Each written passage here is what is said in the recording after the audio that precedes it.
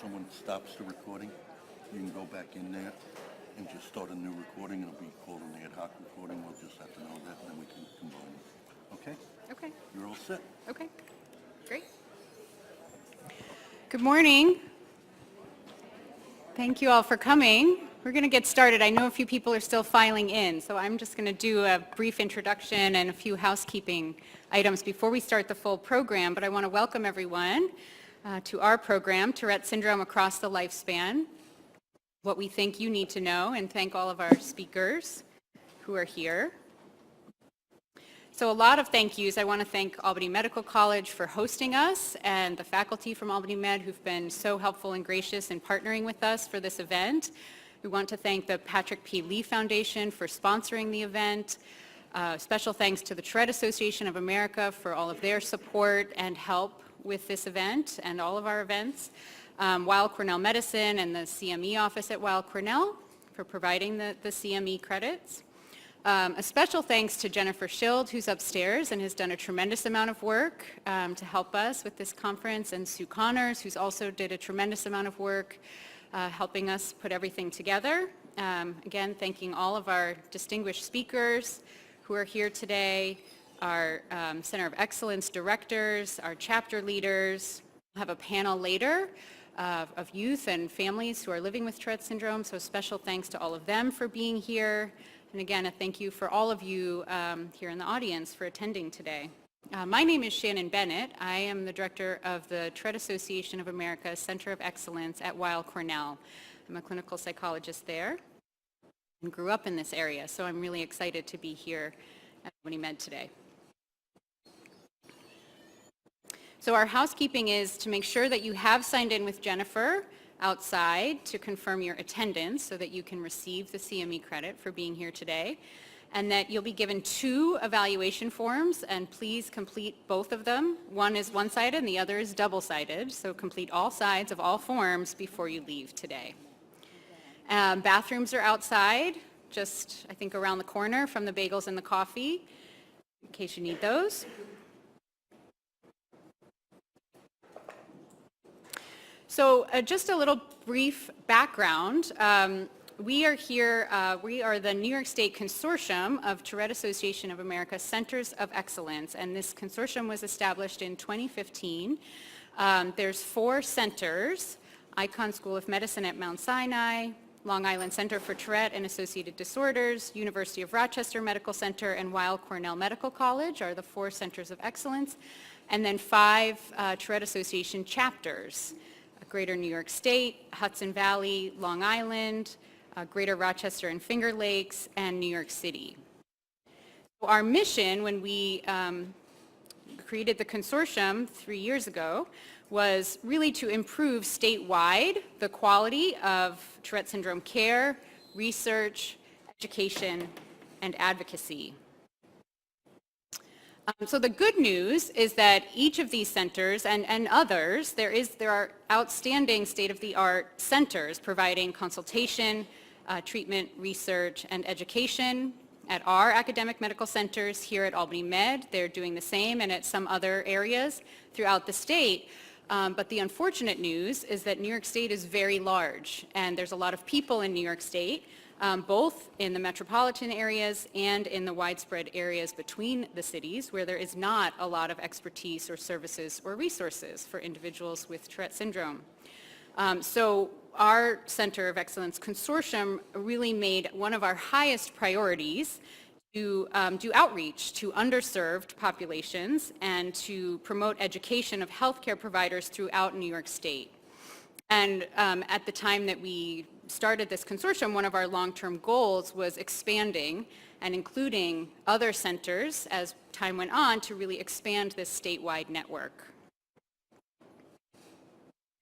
So here's one illustration of why this is so important. You can see here is a map of the state and a population density area map. Here are the areas served by the TAA chapters. So I don't know if you can read this, but we have Rochester here in red. This purple area is the Greater New York State chapter area, and Blue is Rochester and Greater New York State. Green is the Hudson Valley chapter. Orange is New York City. And yellow is Long Island. So you can sort of compare, if you were to superimpose these two on each other, there's really populated areas, some less populated areas, but our centers are located here, here, now we're here. But there's just so much here, and lots of people who are traveling a very long distance to find care providers who have expertise in Tourette syndrome and related conditions. And to just sort of hammer this home in a slightly different graphic, you can see here the different chapters, population they serve, in the area of square miles. And these are our centers, so the downstate centers have a really large population in a relatively small area, and the upstate center, so there's also a very large population in a much larger area.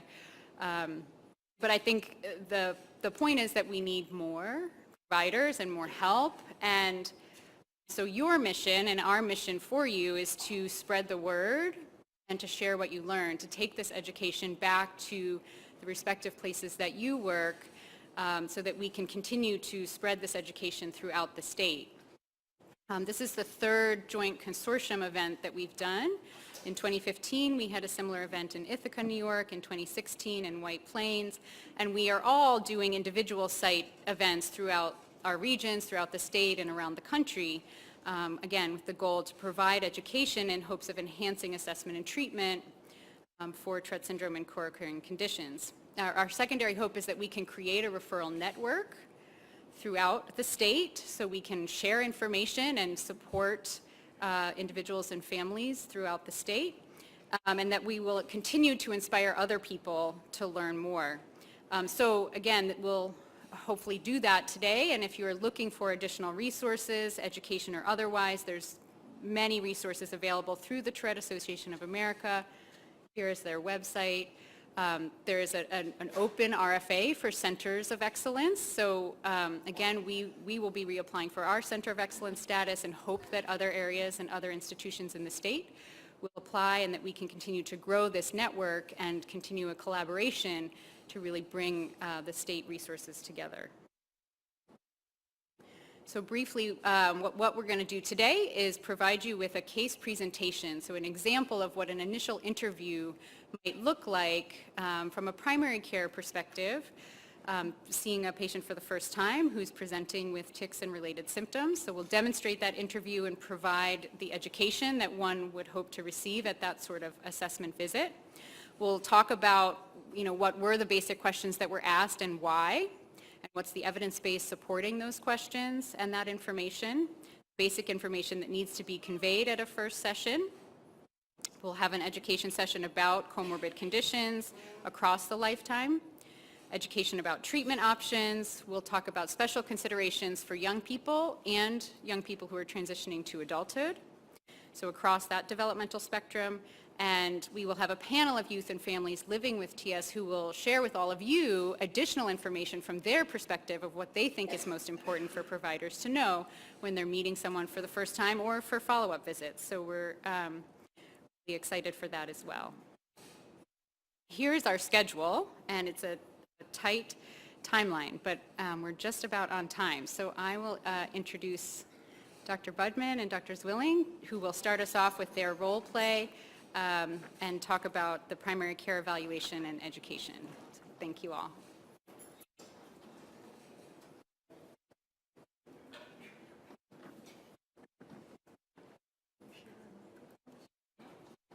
There's two. This is also a microphone if you want to use that, or if you're going to walk around. Okay. Your slides up here? Okay. Oh, you want to go by the slides? That's fine.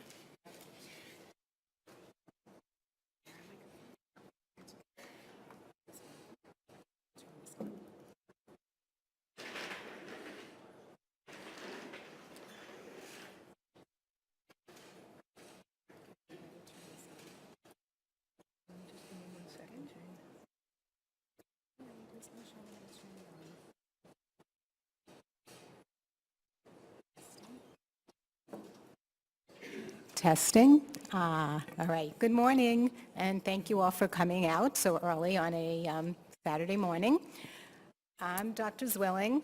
I am a clinical psychologist who is also certified as a school psychologist. I'm the co-director of the Long Island Tourette Center, and I'm also the co-chair of the Long Island chapter of the Tourette Association of America. Good morning. I'm Dr. Kathy Budman. Whoa. And I am the director of the Long Island Center for Tourette. And thank you all for showing up this morning. So some of the material you'll hear will be repeating. This is a talk today about Tourette, and we like repeating, actually. We're hoping that we can get through some of this material, but we want this to be interactive too. So if you have some questions that are just burning, after we finish our interview, certainly feel free to pop up the hands, okay? All right. Do you want to sit down here? Yeah, but we need a microphone that works.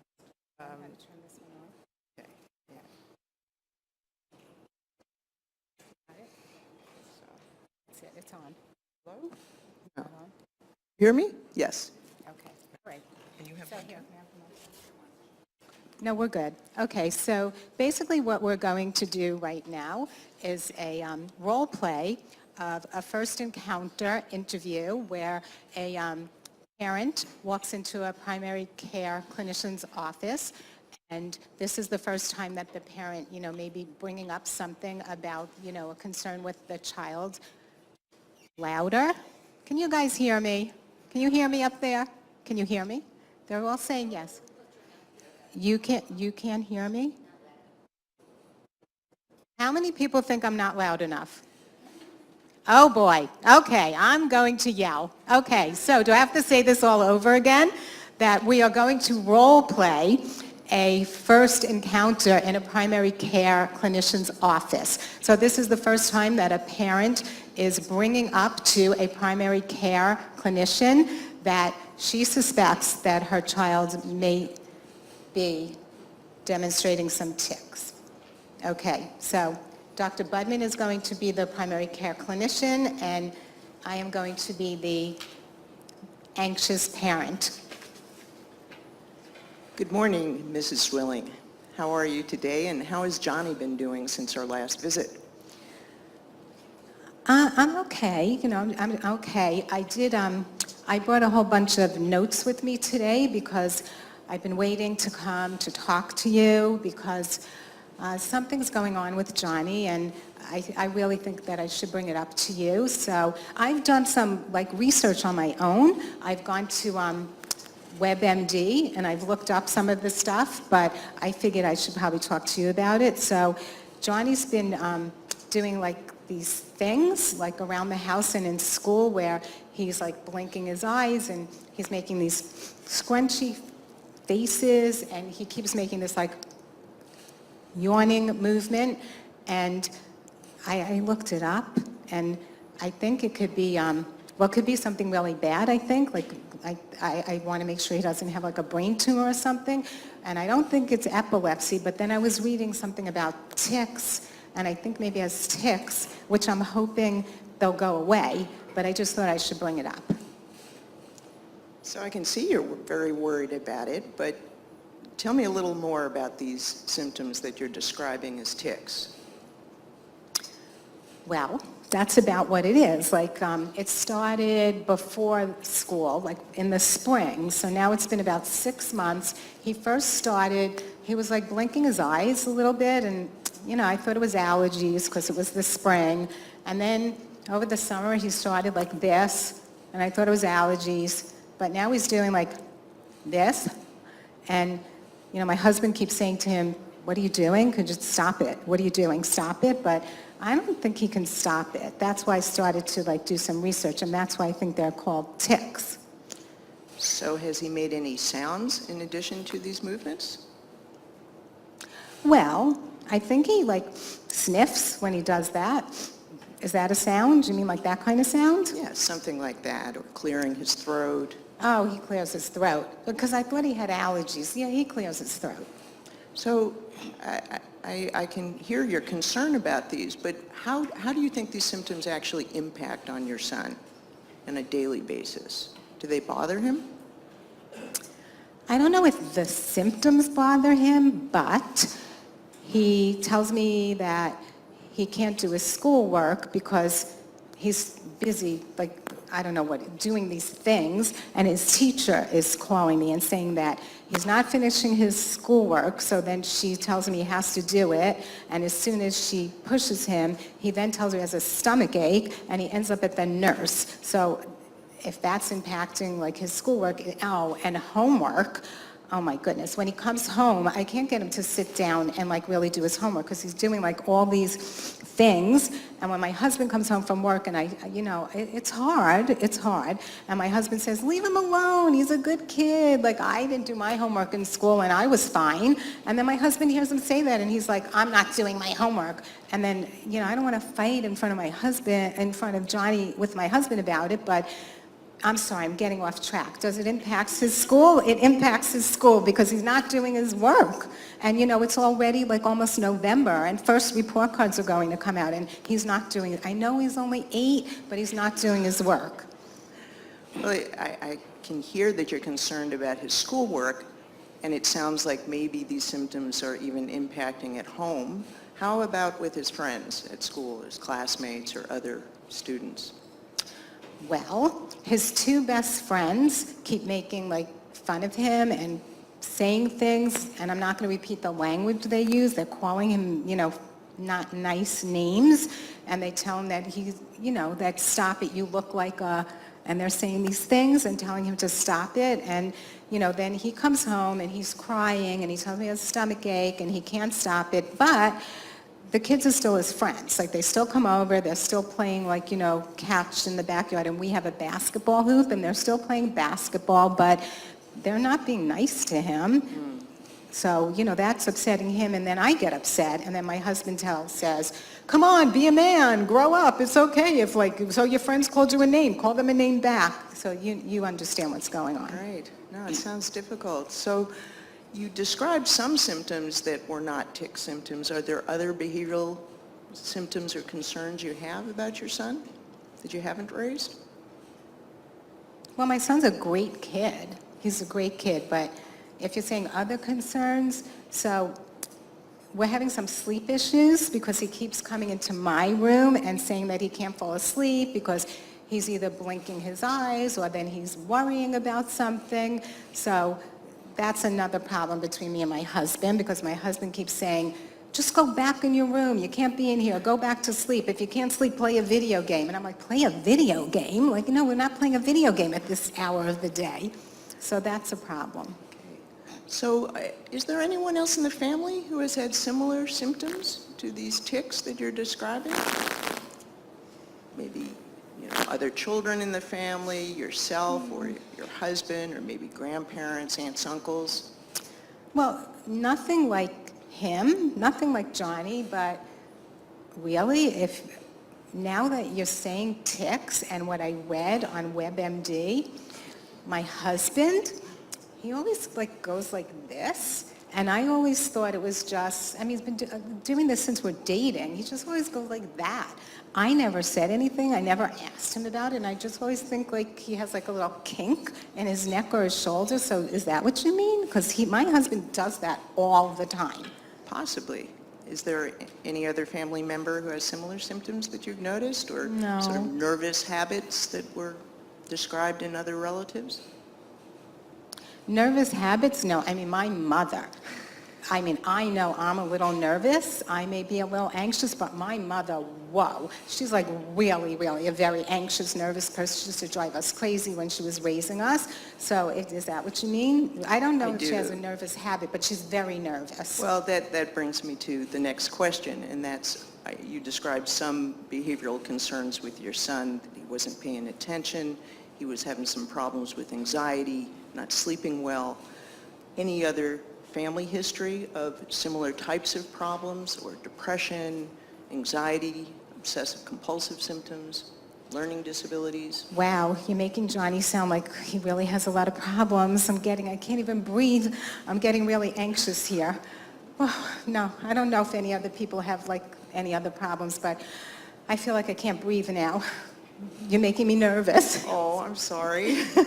Okay. No, we just want to find out, because sometimes with these tics, there are additional behavioral symptoms that come up.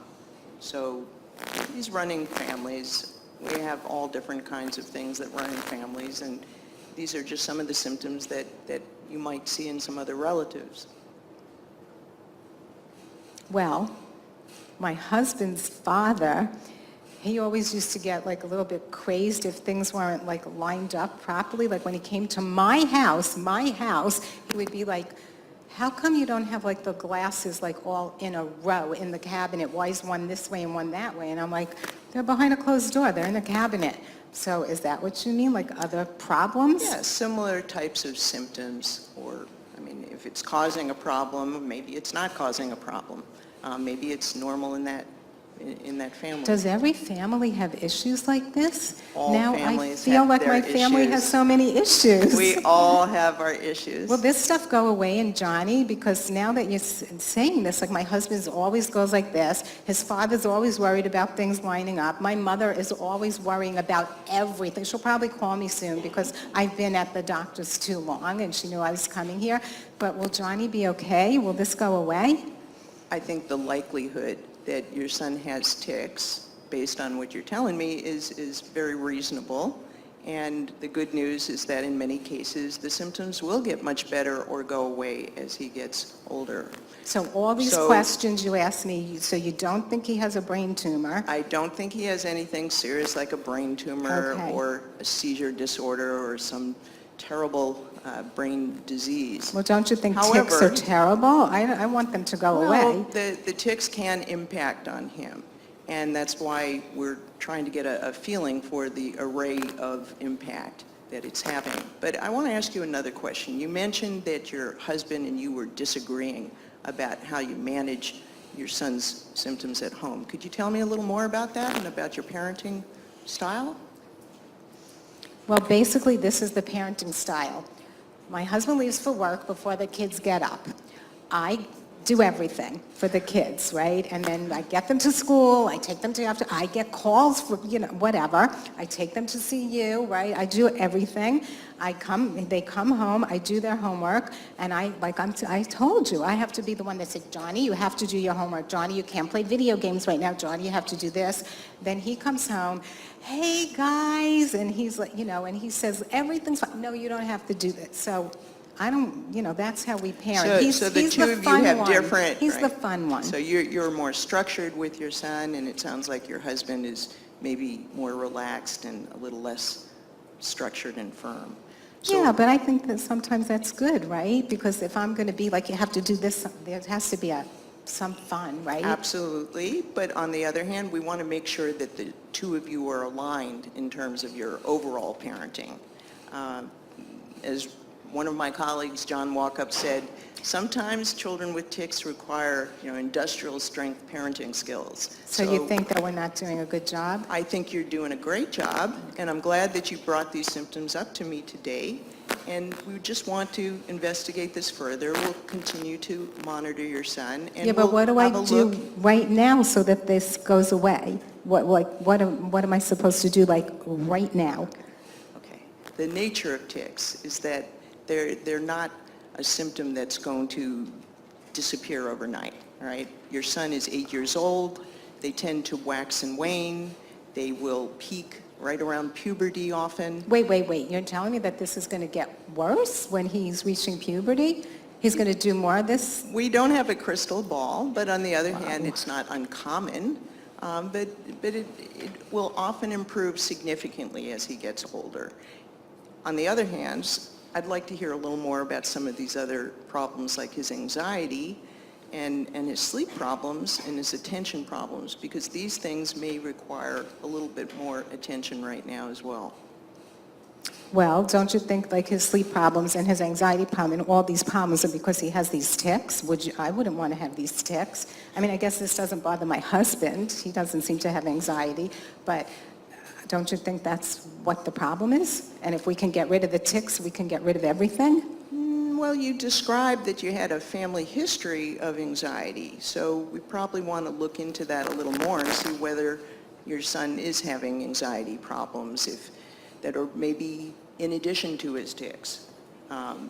Certainly the anxiety is likely to intensify his tics, just like excitement. So you might have noticed he gets more excited, he tics more. It doesn't have to be nervousness. It could be about going to a basketball game or going to a birthday party. It could be something positive. But excitement might increase his tics, stress might increase his tics, attention to his tics might increase his tics. There's a variety of different things to consider here. Wow. Okay, well, this is making me all very nervous. I guess I have to learn a lot more. I should probably go back on WebMD or some other website and probably learn what to do. No, look, I want to reassure you, there's nothing that you've described right now that is catastrophic. On the other hand, it's important to actually continue to evaluate what's going on with your son, what the impact is, and to make sure that we intervene appropriately. Now, in the case of your son, does he understand why he has these symptoms? I don't understand why he has these symptoms. You know. Well, a lot of times people are afraid to use that word tic. And you have to explain to a child that it's not an animal or a bug. But it's very helpful sometimes to give a name to the symptom that he's experiencing so he doesn't feel that he's abnormal. It's important for the other... We're kind of calling them habits right now. Habits is fine. That's okay. Okay. It's important that the other people interacting with your son have an understanding that he's not producing these symptoms deliberately or to be annoying. For example, his teachers, you mentioned. It would be important that they actually are aware of his tic symptoms. So you think I should go into school tomorrow and tell the teacher that he has tics? Because I don't know if I want her to know.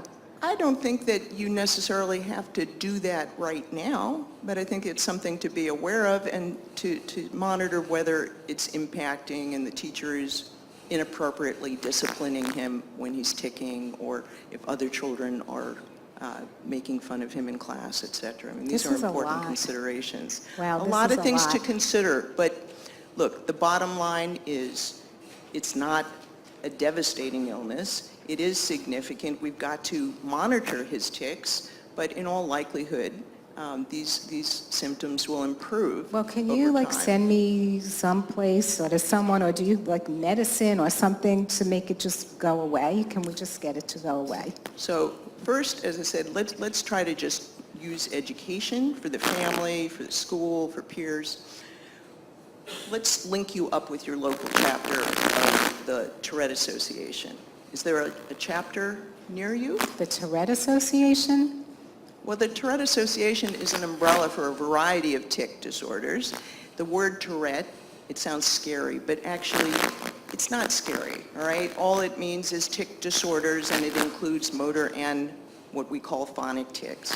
And you can have very mild symptoms of Tourette, not necessarily these horrible things that you watch on the television, which are, much less common.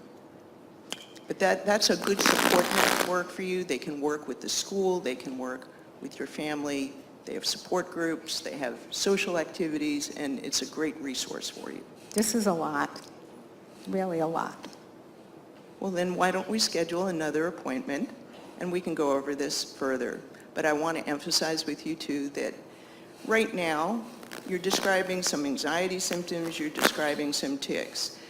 There are symptoms that wax and wane over time, not just the tics, the anxiety symptoms, obsessive compulsive symptoms, which we didn't speak about very much. We want to continue to sort of monitor your son so that some of these other symptoms, if they come up, we can address them. But we do have a really great treatment available for tics. You asked about treatments, and what I would recommend to you is actually it's not a medication, and it is our first recommendation for treatment of tics, and that's called Comprehensive Behavioral Intervention for Tics, or CBIT. Oh, so there's an intervention. It's so we can a wonderful make them intervention. Go away. It doesn't have side effects Okay. and all the rest. And if we can find someone who is familiar with CBIT or get them trained, and the TAA also provides training for psychologists and other clinicians to do CBIT, that could be really helpful for you. There's also some online resources for CBIT. Well, thank you. I'm like so happy that I brought this up too, because you know a lot about this. So I'm really happy that I talked to you about it, because you know a lot more than I found on the internet so far. But I'm going to do some more research, and I will, I'll just hope it goes away. What about yourself? I can see that you're still very anxious. Of course I'm anxious. You just, as a matter of fact, when I leave here, I'm probably going to go in the car and cry. Like, you just told me like that my son has tics, and then you said Tourette, and It's a lot of information it's a lot. to absorb. It's a lot. Would it be helpful if I could link you up with some other parents and families, and you would see perhaps some of these fears that you're experiencing and being overwhelmed right now will subside? The more you learn about it, the less worried you'll be over time. I think I need some time. I don't think I want to be hooked up with any other parents and families right now. I need some time. But you really know a lot, so thank you. Okay, you're welcome. Thank you. Pediatricians in the office. Anybody here offer some suggestions? How do you normally screen for tics when you see patients in the office?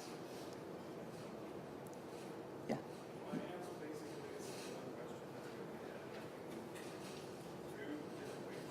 Great, okay.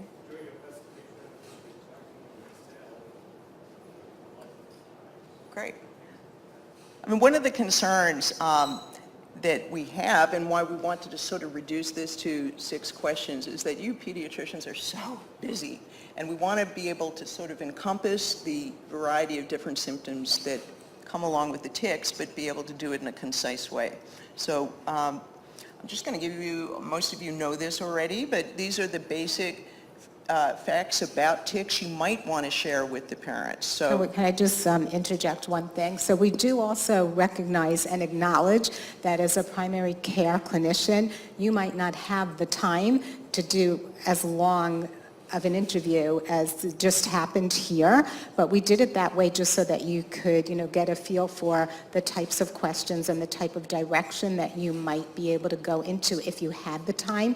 If you don't have the time, we had the slide up with the 6 questions before, right? If you don't have the time, at least you have the time to ask the 6 questions and just get a bit of information, like quickly, within the appointment time that you have.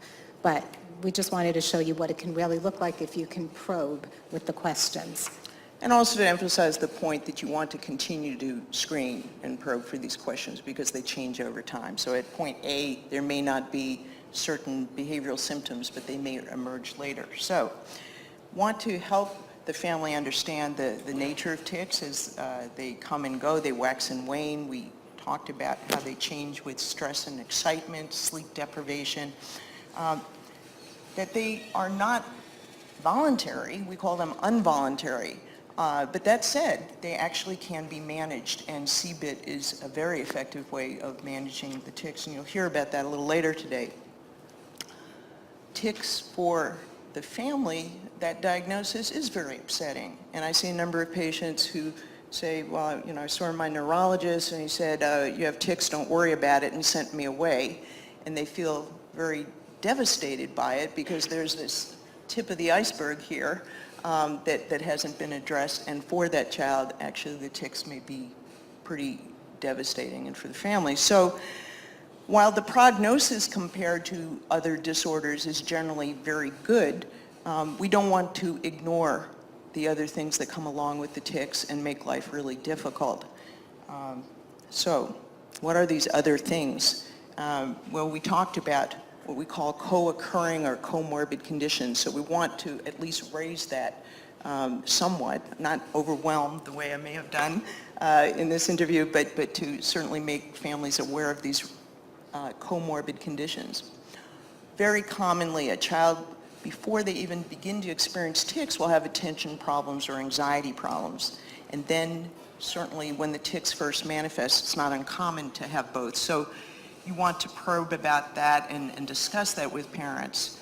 The tics, as they continue, They can be accompanied by a variety of behavioral problems, rage, for example, or inappropriate expressions of anger, depression, anxiety, and as the teen goes into adolescence, as the child goes into adolescence, the substance abuse, alcohol abuse, and other sort of opposition defiant symptoms are potentially a big problem. So you want to look and consider the entire environment. Maybe the tics are not really a problem. Maybe they're upsetting for the parents, but the child is functioning very well with peers in school.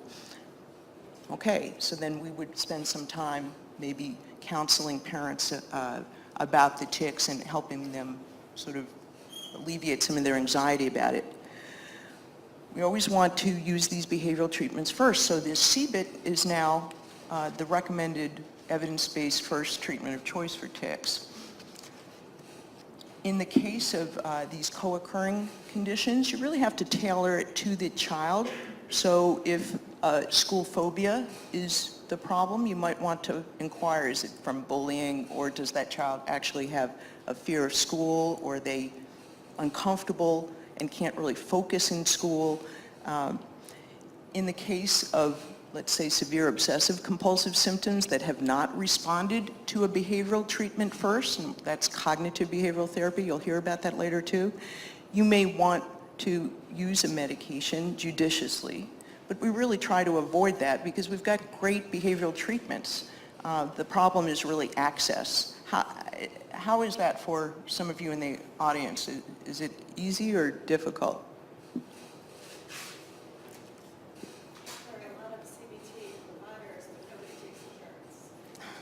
Oh boy. I think for us, we're within an hour of Buffalo, so we can drive an hour, but for families further south from us, if you were staying in western part, they feel like an hour is too much. I know people from Denver just south of Buffalo who say 20 minutes in Buffalo is too much. Wow. So that's one of the challenges here, and we'll hear more actually about resources for trying to meet that in areas like upstate New York where we have trouble with that. Okay, so we're going to stop here, and I'm going to just sort of introduce our next discussion. And so Dr. Vishwanath and myself will be talking about the facts that support these 6 assessment questions. Just briefly, I don't really have too many disclosures this year, but I am a speaker for the TAA's CDC program, and I am on the medical advisory board for the Long Island Tourette Association. And Dr. Vishwanath has no disclosures. Okay. Can you all hear me? Hi, so my name is Vijay Vishwanath. I run the Tic clinic here at Albany Med. And, we had this opportunity to join forces with TAA, and we thought this would be a great opportunity for education, for just bringing together a lot of people together so we can have an interactive session pretty much to see what kind of questions can be answered for people in the community and what else we could do to take this program forward. So, no disclosures, disclaimer, we're not talking about the other kind of tics, the tics with a K. We're talking about Tourette's, as you're all pretty well aware. I'm going to go into the clinical features of tics. So tics, as all of you are already aware, are sudden, abrupt, repetitive, non-rhythmic movements. And there can also be vocal tics, which usually produce a sound. So any of these presentations usually would qualify as a tic. We get a lot of referrals. There are questions about what constitutes a tic and what could be maybe a seizure. So we look for these kind of sudden abrupt movements. I'll show you some videos after this, so we'll go into those details. Usually they're preceded by a premonition, like an urge to have like a tic. So that's usually part of the history. There's also a waxing, waning course over a period. So if I ask most of the parents, they say around September they see a huge rise in the number of tics, be it motor tics, vocal tics, and your guess is as good as mine that September is when school starts. So you're going to see the stressors that as adults we don't perceive them to be stressors sometimes, but the kids do go through a new environment, and that brings out tics. The stressors that they encounter do bring out tics. So that waxing waning course is pretty common. So sometimes we get a referral from, say, a pediatrician. I see the child in clinic and the tics have kind of waned down by then. That is a common feature, but that doesn't mean that it's going to completely go away. There can be a waxing waning course. So that's pretty important to keep in mind. What brings it on, what makes it worse is generally stress, excitement, anxiety. Any of those can make it worse.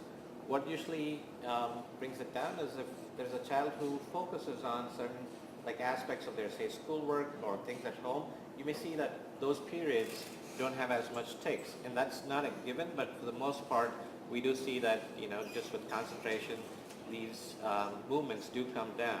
So if I asked a parent, when do you notice the most amount of tics, they would say, oh, when he's playing his PlayStation, I see he does that a lot. But when he's focusing on something else, say I'm sitting down to do homework with him, sometimes it does come down. So it's not a given, but there are instances where that does happen. It's temporarily suppressible. I see this in the clinic. So if I have a child in clinic, they're meeting me for the first time, you'll see that during that encounter, that's like the best period the child's had in a long period of time for the parent. And that's exactly what we see. They walk into a doctor's office, the tics are suppressible to some extent. So it's kind of semi-volitional in terms of the control, and that is a common feature as well. Does it go away with sleep? For the most part, yes. We can see a few subtle movements that can come out, but that helps us distinguish from sleep myoclonus, which is like another condition that can also produce subtle jerks during sleep. They can be mistaken for allergies. So some high allergy season here. People in Albany around this area know that, to come sometime around March going all the way into midsummer, we have a lot of seasonal allergies, and that can be perceived as tics if the child has a lot of eye blinking or just reaction to the allergies. That can be perceived as tics. There can be eye problems, like dry eyes can sometimes masquerade as tics. So definitely providing that treatment usually takes over. So if they were to use some kind of artificial tear solution, that usually takes away the dry eyes, and that usually gets rid of the eye problems.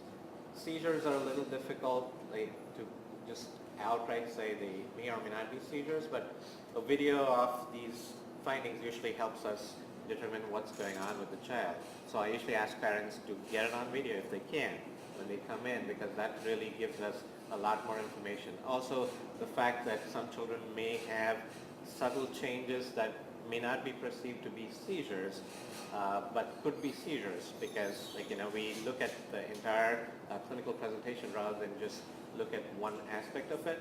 So that is something that we have to evaluate to figure out if they're seizures or not. Nervous habits are also part of what we see. There are some kids who develop certain habits, and that is also something that we can parse out when we see the child. They can co-occur with other repetitive movements. I'm going to talk about a couple of them and also show you videos of those. Most commonly, this is picked up during childhood, and for the most part, by late teen, they usually kind of are either able to suppress some of that in public, or as adults, it's not as clearly perceived by the people around them. So that is something that usually happens with it. It can cause pain and discomfort if it's involving a lot of motor abilities for the child. So in terms of Tourette's, so if you had multiple motor tics and more than one or more phonic or vocal tics, and if it lasted more than a year, that's the distinction to make that into diagnosis of Tourette. There are transient tic disorders that last less than a year, so we usually wait at least a year of monitoring before we have the diagnosis. Usually it's a childhood onset of the tic symptoms. The prevalence in the population is about 1%, and it's more common in males than females. There's a lot of comorbid conditions that we screen for, as you saw in the earlier interview, that we do ask questions about what else the child has, because that helps us provide a more comprehensive treatment. So there's a complex genetic inheritance. We get this question a lot. So if a parent has it, would that really mean that the child would have it? Or if a parent doesn't have it, where did the child get it from? So it's a pretty complex inheritance. It's not as straightforward as a parent has it, so a child should definitely have it. There are some environmental influences that play a big role. There's specific known abnormalities in the corticostriatal thalamic cortical circuitry, which pretty much is a feedback loop within the brain that helps push back some of the abnormal movements. It keeps those at bay. But if there's an abnormality in that circuitry, that's when we see these tics come out. And there's no particular age where we know that it's definitely going to come out. There's a wide range when the presentation could start. But for the most part, we see that in childhood. That's when we see tics come out. There's no definite cure. Like, we don't have the magic bullet that just says, hey, here's the pill that's going to really make these tics go away completely. But we have a whole range of modalities that we can use, and we're going to talk about a few of them in terms of the medical management, in terms of the psychological management, and any other management of comorbidities becomes pretty important at that point to make sure that they don't have a huge impact on the day-to-day activity. Tics do improve, yes? What is CSTC? So that was the corticostriatothalamic cortical circuitry. So it's a connection from the cortex going to the basal ganglia and then coming back to the cortex. That's like a feedback loop that prevents abnormal movements from occurring. This is a simplification of what it is, but abnormal circuitry is what brings out the tics at a particular age. There's no MRI abnormalities just based off the circuitry being abnormal. Most often, there's nothing that shows up as an abnormality on an MRI for most of the kids with tics. So going back to this, they do improve over time. The big impact is usually on the quality of life and the psychosocial functioning, and that's where we are worried about how the child is going through day-to-day activity, how school is completely affected by some of this activity, what kind of psychosocial support is necessary for the child. So those are some of our questions as far as what we should be doing immediately. So going back to these questions are pretty important. From first interview standpoint, it gives me pretty much everything I need to know to go forward with deciding what the family needs, what the child needs to help with this disorder. So I pretty much start off with asking them about the tics. So I'm going to go into a few of these, and then I'm going to have Dr. Budman complete the rest of the questions. So let me go into a couple of these first. So I usually ask them about tics. I ask them to give me a list of what kind of tics they see. It's important to know that at certain times of the year, there may be some tics that are more prominent than others, but it helps me to know the entire repertoire of changes that the family has seen. So if there was a period where there were more vocal tics and there were more motor tics at other times, I do ask the family to give me all of that information, so it helps me classify if this was more of a vocal tic or if it's more of a motor tic. So within these tics, we classify them further as simple or complex. Simple just means that it's a very basic kind of tic. It doesn't have a lot of complexity to it. So a simple vocal tic or a simple phonic tic would just be abrupt sounds. This could just very well be like coughing or a guttural noise that you could make with your throat. It may sound like throat clearing. So those kind of very basic sounds that do come out without a clear provocation at times can be tics. So that's what we're looking for. The complex phonic tics are the ones where you could have repeating words, the phrases, sometimes inappropriate words. These are very rare. I know some of the movies tend to portray Tourette's as the mean language used. It's pretty rare. We don't usually see that frequently, but there can be instances where inappropriate words are being uttered, and so that's something to keep in mind. Simple motor tics would just have a brief repetitive twitch. They could be darting movements, they could be simple movements that would be just like a turn of the head, just movement of the hands. It could be any simple movement that's present. With complex motor, there's usually a sequence of events that we look for or a combination of movements. So it's a little more of a clinical diagnosis, just classifying and then basing our future management on what we see there. As far as non-tic repetitive movements, we've got stereotypies that can present very similar to tics. There can be nail biting, skin picking, hair pulling. So all of these would classify as non-tic movements. And we always go into a history of when did the tics start, what made it worse, what made it better. So some of what I was talking about earlier, it's important to get that full picture so it helps us finally delineate what's going on with it. Common misdiagnoses, I talked about allergies, so you can have eye blinking, you can have sniffing, you can have throat clearing, all of those. Usually if they're treated for allergies, those symptoms do come down, and that's important for us to figure out if those are allergies. If it's only happening during a season, and say the season where there's no allergies, like the kid is totally okay, we want to make sure those are not classified as tics, so we look into that carefully. Same thing with dry eyes, eye blinking related to that. Like I think if we watch carefully, I think that is something that we can even differentiate from tics. The visual problems, we do have our ophthalmologists look at this carefully, do a thorough ophthalmological exam, but there can be eye blinking, eye rolling, eye deviation. All of these could be part of an actual eye disorder rather than it be tics. There's postnasal drip, which you could have, and that could produce some cough and throat clearing, which can also look like tics. So it's important for us to be able to differentiate some of these features. Differentiating tics from other movements, so mannerisms. So there are kids who come in with certain mannerisms that the family has noticed all along, and it doesn't wax and wane. It's something that the child does all through.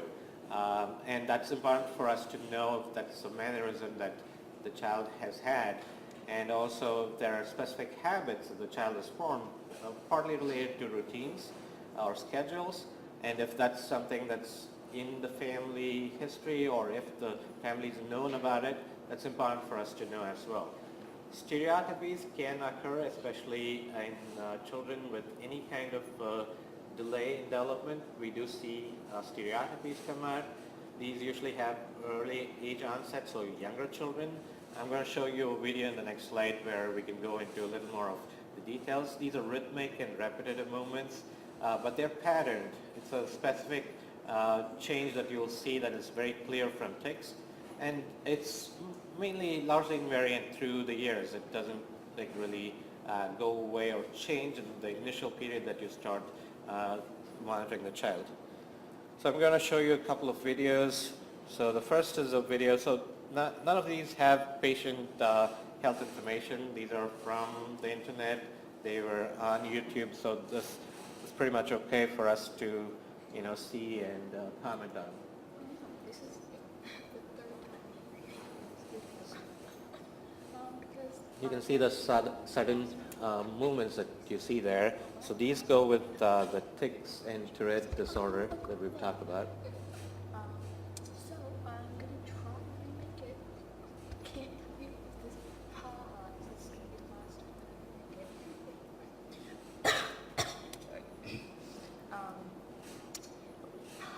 We have been talking.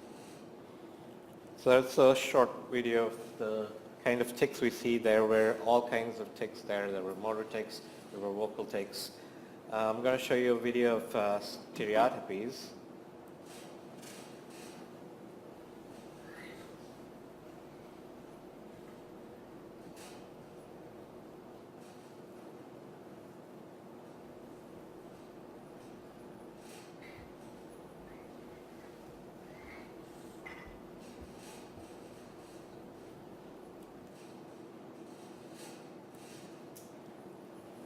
So the patterning of the arms, that's pretty much what we see with stereotypies. So I'm going to pass this back to Dr. Budman to continue with these questions, and then we'll take questions at the end. Okay, so I just want to add that actually, again, for busy pediatricians, you may not have time to do this complete inventory, but there is a TIC checklist that you can administer or have a nurse administer, or actually even just hand out to parents in the waiting room to fill out. And I find it very useful because a lot of times parents will not recognize certain symptoms as a tic, and when they actually have this inventory in front of them, they, oh, I didn't think about that, but actually he does sort of grin repeatedly, or has other types of things. So that's a good tool to sort of cut down on some time. Just want to talk about quickly the stereotypies too. You can have both, and normal children can have stereotypy as well. So the presence of stereotypy doesn't mean you can't also have tics and vice versa. Okay. Are tics disruptive? Well, they certainly can be, and they can be disruptive in ways that aren't really clear to others. So we talked about premonitory urges. Those are these uncomfortable sensations that precede the tic, right? And sometimes confuse people as an aura for seizures, which they're not. They're a feeling of something not being just right or discomfort, and it's temporarily alleviated by executing the tic. All right, I always use this metaphor of a mosquito bite. That itchy sensation is like a premonitory urge. Well, if you've had mosquito bites or poison ivy, you know that you're very distracted by that itchy sensation. In fact, sometimes it's hard to think about anything else except when you can scratch it. And of course, you alleviate that immediately, and then the itch comes back. And that's what happens with tics as well. This premonitory urge can distract as well as the tic itself. Now, executing the tic may seem like it's just a very brief movement, but it throws you off course. If you're trying to read, for example, and you start blinking, or if you're trying to give a talk and suddenly your eyes are darting. So it can interrupt different aspects of functioning, even though the symptom itself may seem very trivial. And we talked about pain too. Now, repeatedly eye blinking doesn't seem like a terrible tic, but you know what? It gives you headaches. It's very uncomfortable for the child or person who has it. So it's important to ask about pain as well. Now, there are some people, a colleague of mine, Peter Hollenbach, who is a scientist, and he's actually on the board of the TAA. He's often called Tourette a disorder of the observer, meaning that sometimes the problem is really more in the way others perceive you than in your symptoms themselves. And I would agree with him, because often the morbidity or the problems that children and adults with tics experience is from how others perceive and regard them. It can make them feel more self-conscious. It can make them feel more socially awkward and withdrawn. Particularly since anxiety is such a common symptom with tics, this can exacerbate that underlying anxiety. And it certainly can target that child for bullying. So we've done some studies that show that children with tics are at an increased risk for bullying and being socially ostracized. Think about it. We mentioned that tics worsen around puberty, right? Right around that worst time you could possibly choose in life for a child. Time when you really want to be just like everybody else. And it's an unfortunate truth about tic disorders, but that's why it's important to provide the support, education, and treatment. So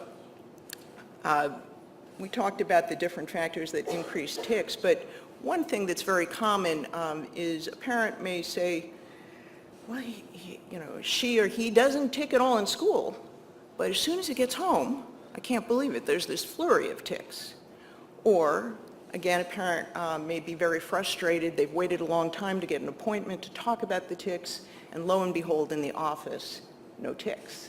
Very common scenario, right? And for those of us who treat tic disorders, we know that that's the case, and that's why it's so important to take a very thorough history. And when and if I think videos are good. On the other hand, We know that drawing attention to the tics makes those tics worse. Nobody likes to feel like your symptoms are being videoed. Children don't like being trailed by a camera. So if you can have a videotape that is inconspicuously done, or look at some old birthday party events or things like that, that can be very helpful. So remember that the tics may not be observed by the teachers or others, but they are very commonly worsened at home and also right before sleep when the child or adult's trying to fall asleep. All right, so we're going to give you very quick, you're going to hear about this a little more later, but the question, are there other non-tic behavioral problems or accompanying the tics? The big ones, and these may not reach diagnostic threshold, so there may be symptoms that they're not really a problem, but they're present, or they may actually occupy a great deal of time and cause disruption in life. So ADHD is a big one, right? ADHD is common in children in general. I think the latest estimates, United States, were 10% of children, which is pretty high.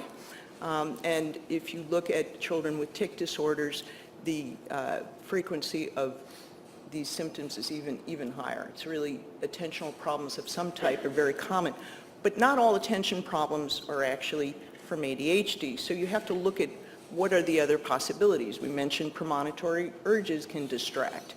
Well, anxiety can distract. Medication side effects can distract. So there's a number of different types of things that you have to consider. Anxiety. Well, anxiety is sort of a broad term, but there are a number of different types of anxiety symptoms, and you might want to try to parse these out a little bit. We mentioned school phobia or avoidance, which can be very common. You want to find out, is this true, or is there bullying, or why is there a school phobia? Medications can cause school phobia.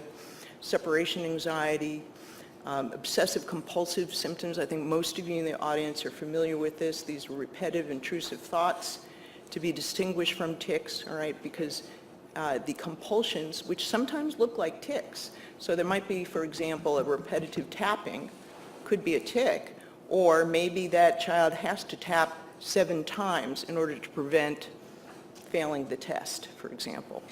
And then we mentioned anger control problems and rage, which really cause a lot of morbidity. And in the office, I'd urge you to ask about these because families are very embarrassed. There's a lot of shame. They're afraid to admit what's actually going on at home. So you really need to inquire, just like we need to inquire about sexual side effects, and there's often a reluctance where you have to ask about aggressive symptoms as well because they're frequently common. So, all right, is there a family history of tics? Well, we mentioned that in, the majority of cases, there is a genetic component, but the genetics has turned out to be very interesting and complex, and in about 10% of cases, there's actually de novo, all right, new mutations that are resulting in the tics. But from a standpoint of primary care, if you can point out that, yes, your father or your mother has tics, and look, they're successful, they have family, they have a job, didn't stop them from having a wonderful life. That offers some reassurance and sort of a hopeful prognostic feature. On the other hand, if you encounter a child who is really struggling, well, that's important to review those symptoms and then to try to provide an intervention. And again, access to the appropriate interventions can be difficult, but hopefully we can help you if you're having trouble finding people in your community to sort of refer. So, kind of an interesting thing when you're probing for the family history. My rule of thumb is in the first year, most people will say there's absolutely no family history. And I'll often urge them to wait a year and they'll find some relatives, including possibly one of themselves, one of the parents or both, who have tic symptoms. So look for tics in others, look for tics in parents as well. Okay, went over ADHD, very common comorbidity. Well, you want to probe the family history and see whether there's ADHD symptoms in one or both parents. Why is that important? Well, from my standpoint as an adult psychiatrist, it's important because if you have a family member, particularly a parent, who does have some of these psychiatric comorbidities and is not being treated for it, that's going to impact on the entire family system, right? So you can't treat just the child. You actually have to sort of look at the entire family. Be just as simple as this, all right? If you want to treat a child with ADHD symptoms with medication, but the parent also has ADHD and can't remember to administer the medication, that's going to be a problem. So you really have to, and it happened. The light bulb went on because we were doing the atomoxetine study years ago, and all of these children we had to sort of drop them out for non-compliance, and all of a sudden, I said, oh my goodness, we have to medicate the parent. All of a sudden, you know, the compliance in the treatment protocol improved. Okay. Anxiety. Well, again, we said there's different types of anxiety, but very, very common, very important to screen for. All right. How are we doing with time here? We okay? This one is an important question. Sort of we labored over how do you ask this without feeling that in any way you're being critical, because the truth is most parents are trying their best. They're trying their absolute best, and if things aren't working out, often it's because they don't know what to do, not because they willfully want to be bad parenting or bad parents. So understand first that working with these children, living with these children 24/7 is really challenging. That's a truth. Not all, but children who have these more complex tic plus comorbidities is really, really not routine parenting. So you want to explore the parenting skills without being judgmental, and you want to sort of help parents alleviate some of that guilt. Because we said this is a genetic disorder, I mean, you can often see the faces of parents just sort of, you know, melt in front of you and they feel terrible, all right? And I often will explain, look, we all have something, and that's the truth. We do all have something. And so there are good things that we inherit from our parents and we pass down, and there are bad things, and that's life. We have good and bad. It's okay. You want to try to alleviate that guilt because they've passed down some wonderful things as well. But that guilt is important to address. Why? Because sometimes a parent who, with a neurotypical child, may have, you know, sort of be breezing through parenting. Sort of this disrupts their normal good parenting skills. They may suddenly, because they feel guilty, start inadvertently sort of lie on the child. Oh, well, you know, Johnny has so much tics today, he doesn't have to do his homework.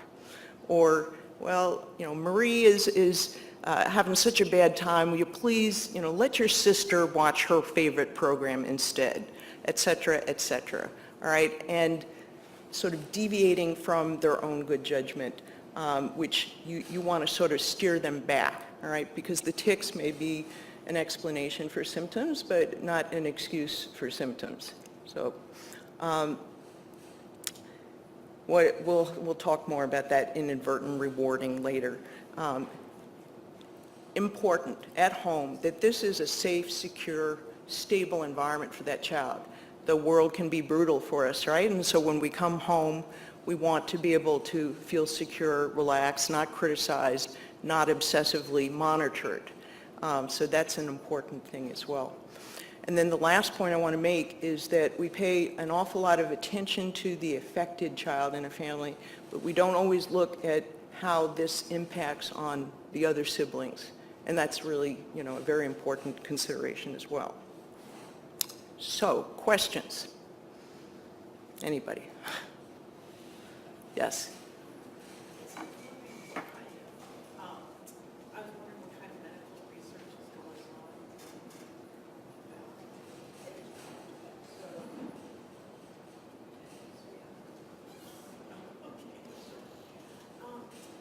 Yes, I was wondering about the kind of medical research going about medical research that's going on, if there have been any studies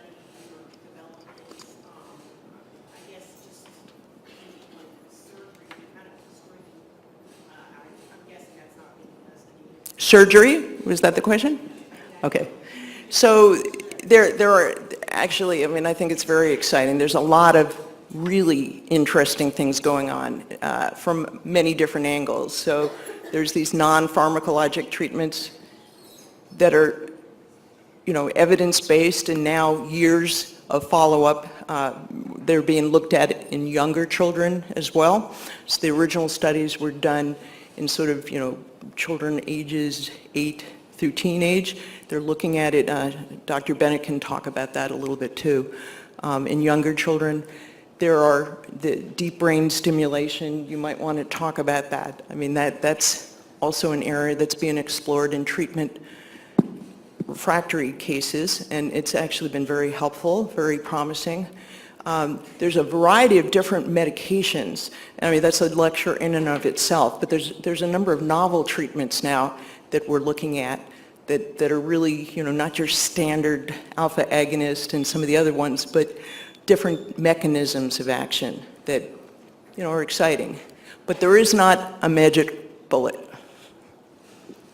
I will be covering some of the newer medications Good. in my lecture later on. I have a follow-up question on your question, if you don't mind.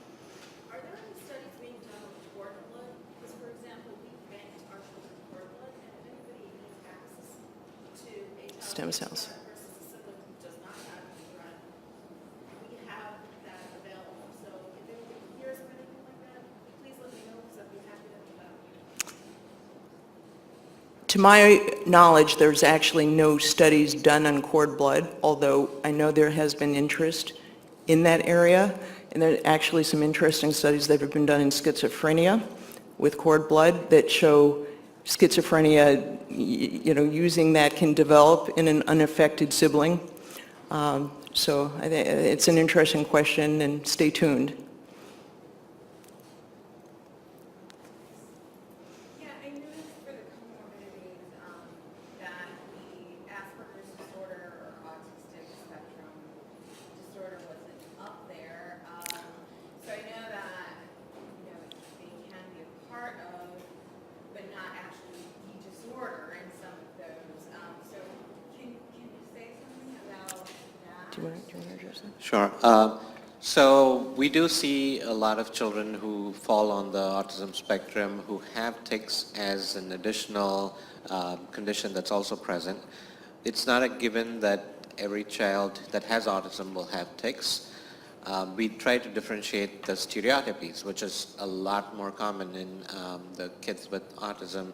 We try to differentiate that from tics, but there's no clear study that indicates like having autism puts you at a risk for having Tourette's. There are studies that have looked at that kind of linkage to see if there's any kind of data that would show a kind of correlation to when the diagnoses are made. Autism, generally, the diagnosis is made much earlier than when tics present.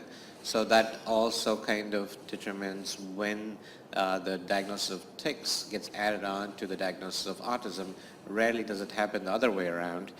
So that may skew some of the data when they look at it. But we don't have any particular correlation studies that indicate that that is a definite comorbidity. Well, so the CDC data actually showed a surprisingly very high frequency of co-occurring autistic spectrum disorder and tics. And some people are concerned whether the actual prevalence is not so high and that some stereotypies or other repetitive body focus movements were misrepresented or misunderstood as tics. But that said, certainly I see in my own practice quite a number of children and adults who have both, who have autistic spectrum and tic disorders and additional comorbidities. Yeah. Hi, thank you.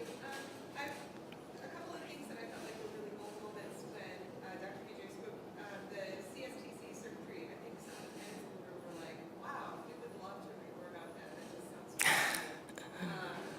And also, the other big goal moment for me was when you talked about complex genetic and environmental influences. So especially when you said, Dr. Butler, I think you recommend 10%, de novo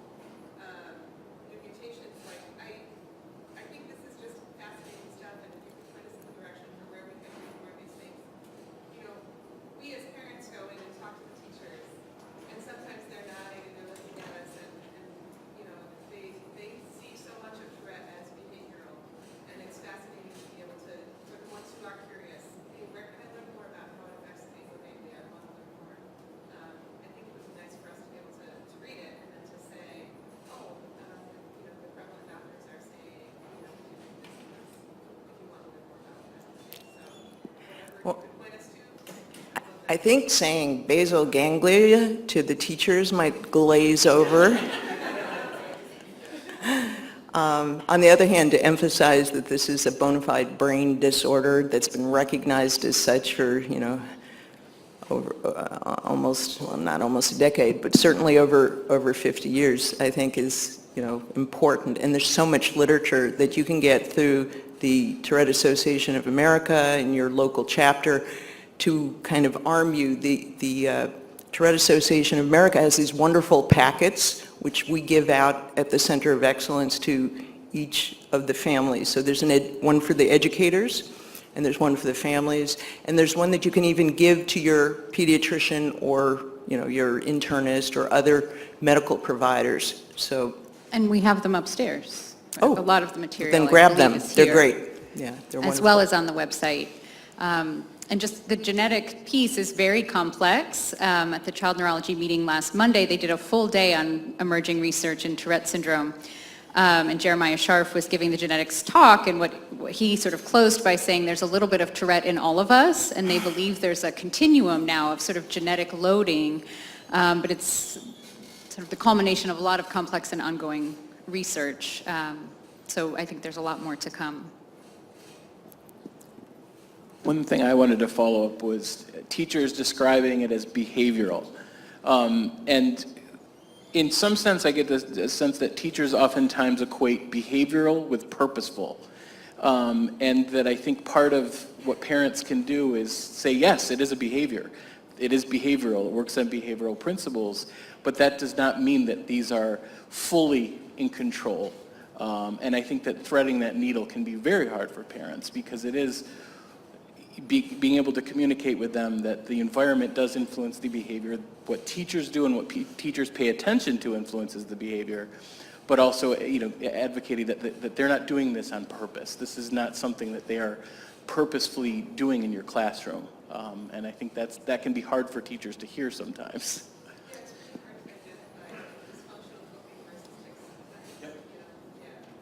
So going back to the pathway, there's extensive research on the circuitry in tics and OCDs. That's where a lot of the research is directed.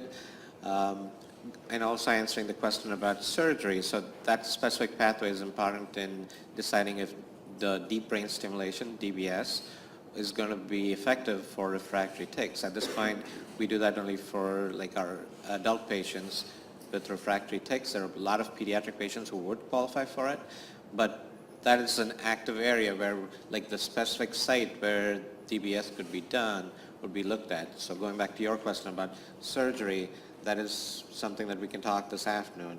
But, and I would also just add, remember, one of the general themes is that you will see tics in the peak and then they will improve as time goes on. We'll talk about that later. But in terms of the deep brain stimulation, you want to make sure if you're going to put a deep brain stimulator neurosurgical procedure in a disorder in which tics tend to improve, you have to look at the risks and benefits there, and that is it really worthwhile, if you could just get through this period in terms of other ways to do the therapy, then you can avoid a major invasive neurosurgical procedure in the general percentage that tics will improve. You won't need to do that. So again, it's a case selective area, and I think in adults probably where it comes in where they're more persistent and disruptive in terms of quality of life.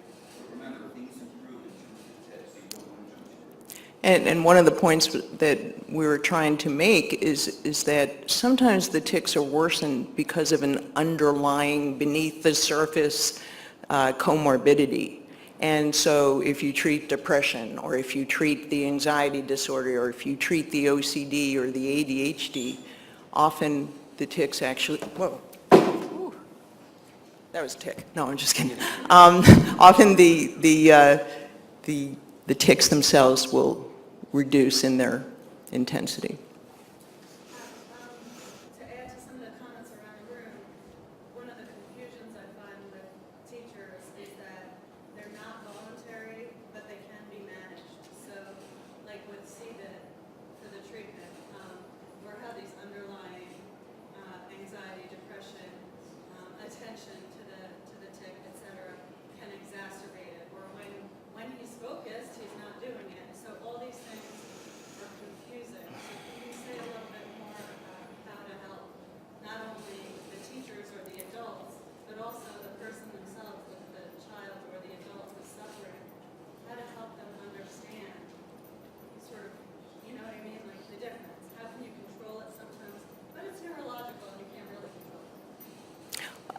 I think you can use a medical model, actually. I mean, because when you think of so many different conditions, many of them can be managed, but not necessarily controlled. So what I start with is I try to explain to the families that your child or you as an individual, your brain may not work the same as someone who doesn't have tics in terms of your ability to stop these unwanted movements or sounds. That's a fact. That said, we can give you some skills to really maximize your chances of managing these symptoms. It's not to say that you can do it, even with those skills, the same way as somebody who doesn't have tics. I mean, you have to sort of really make that distinction. And you also have to, in the classroom, look, let's face it, some children, will learn how to use their tics to get out of certain unwanted activities. And so it's really important to, look at it closely and, objectively. Is this a tic? Is this anxiety with ticking? Is this just I want to get out of the classroom because I'm restless and fidgety and I can't stand sitting here anymore? You want to really kind of tease out the different possibilities, but not judgmentally. I mean, that's the important piece.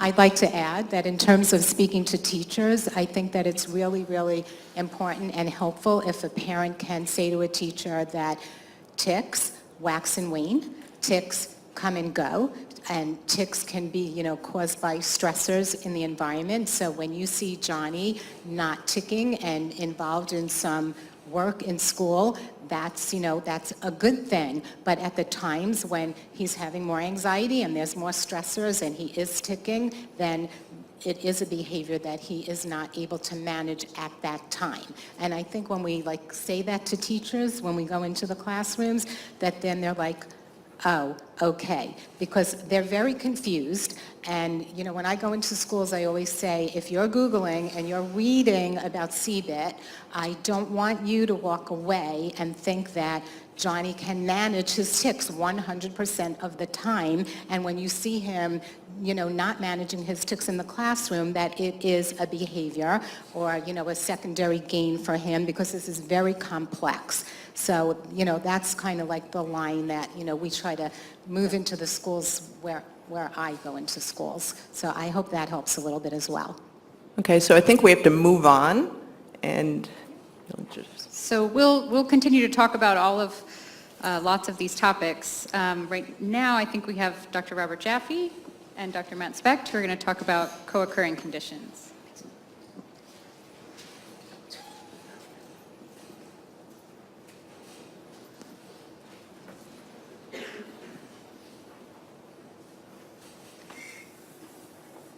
Is this on? Can you all hear me? All right.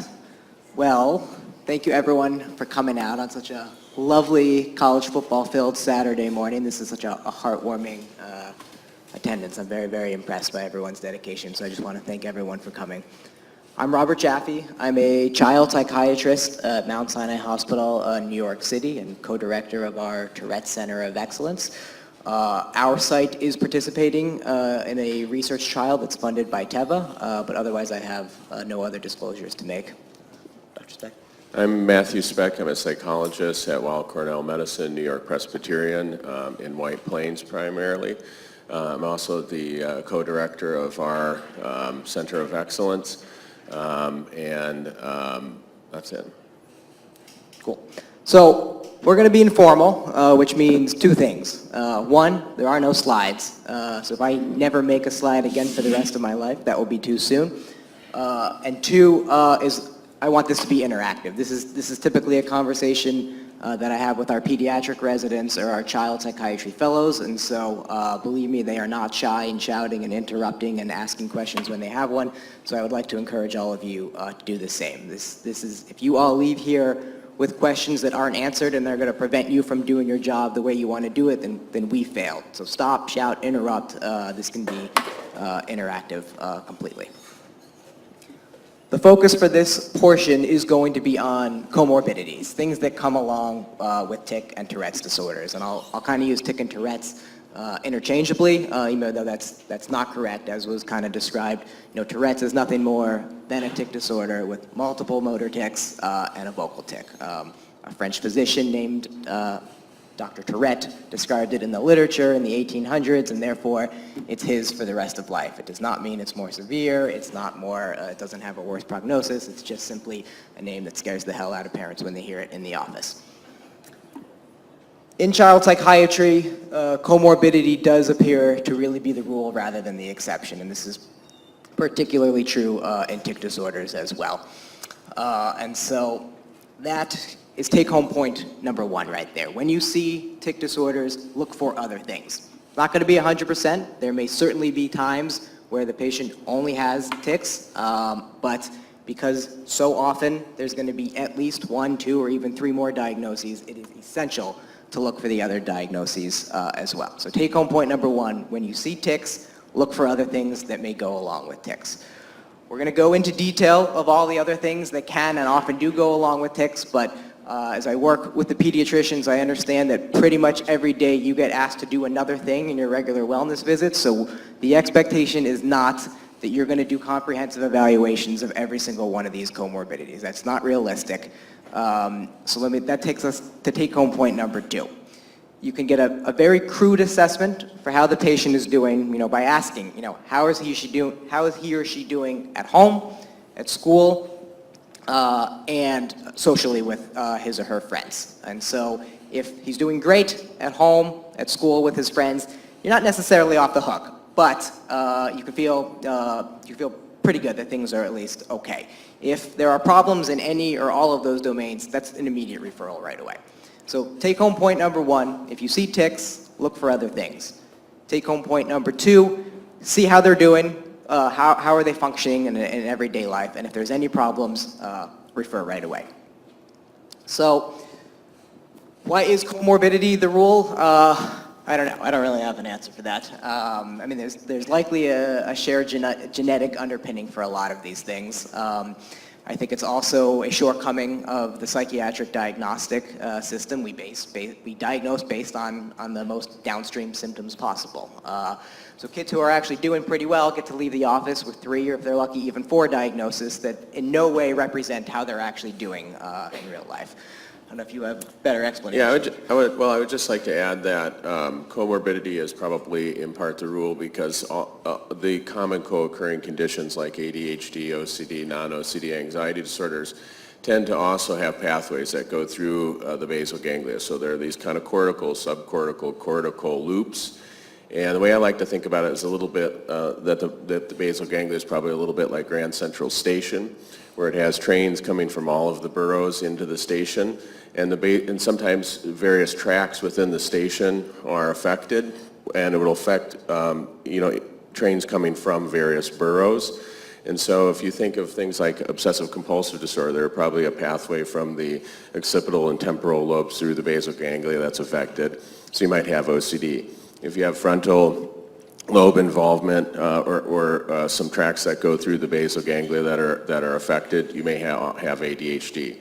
Sensory motor areas going through the basal ganglia, you will have tics. And if you have some areas in the basal ganglia that are related to areas in the cortex, and all 3 of these lobes, so to speak, or burrows, to keep going with my metaphor, you may have all three conditions. So let's look in more detail at those comorbid conditions and some ways that you can sort of crudely kind of assess for the presence or absence of these symptoms, and then what to do about them. So first we'll talk about OCD. I mean, high comorbidity with tic and Tourette's disorders, upwards of 60% in some studies. So what is OCD? So obsessive compulsive disorder. Well, so what's an obsession? An obsession is an intrusive thought or image. It can be an idea or impulse as well, but for simplicity's sake, think of it as an intrusive thought or image that is very, very, very distressing to the person. And so that's kind of a crucial component of it, right? So it's often antithetical to how that person views him or herself. If I happen to think that I'm the greatest person in the world and my brain is flooded with thoughts that I am indeed the greatest person in the world, that's not distressing. It's a different type of pathology altogether, but that is not a distressing, intrusive thought. A much more common example would be someone who views themselves, as a moral, upstanding individual, and they can't get in the car because they're worried that they're going to run someone over, which would be very, very, very antithetical to the image that they have of themselves. So it's distressing. What happens when your brain is flooded with distressing thoughts or images? Your anxiety skyrockets.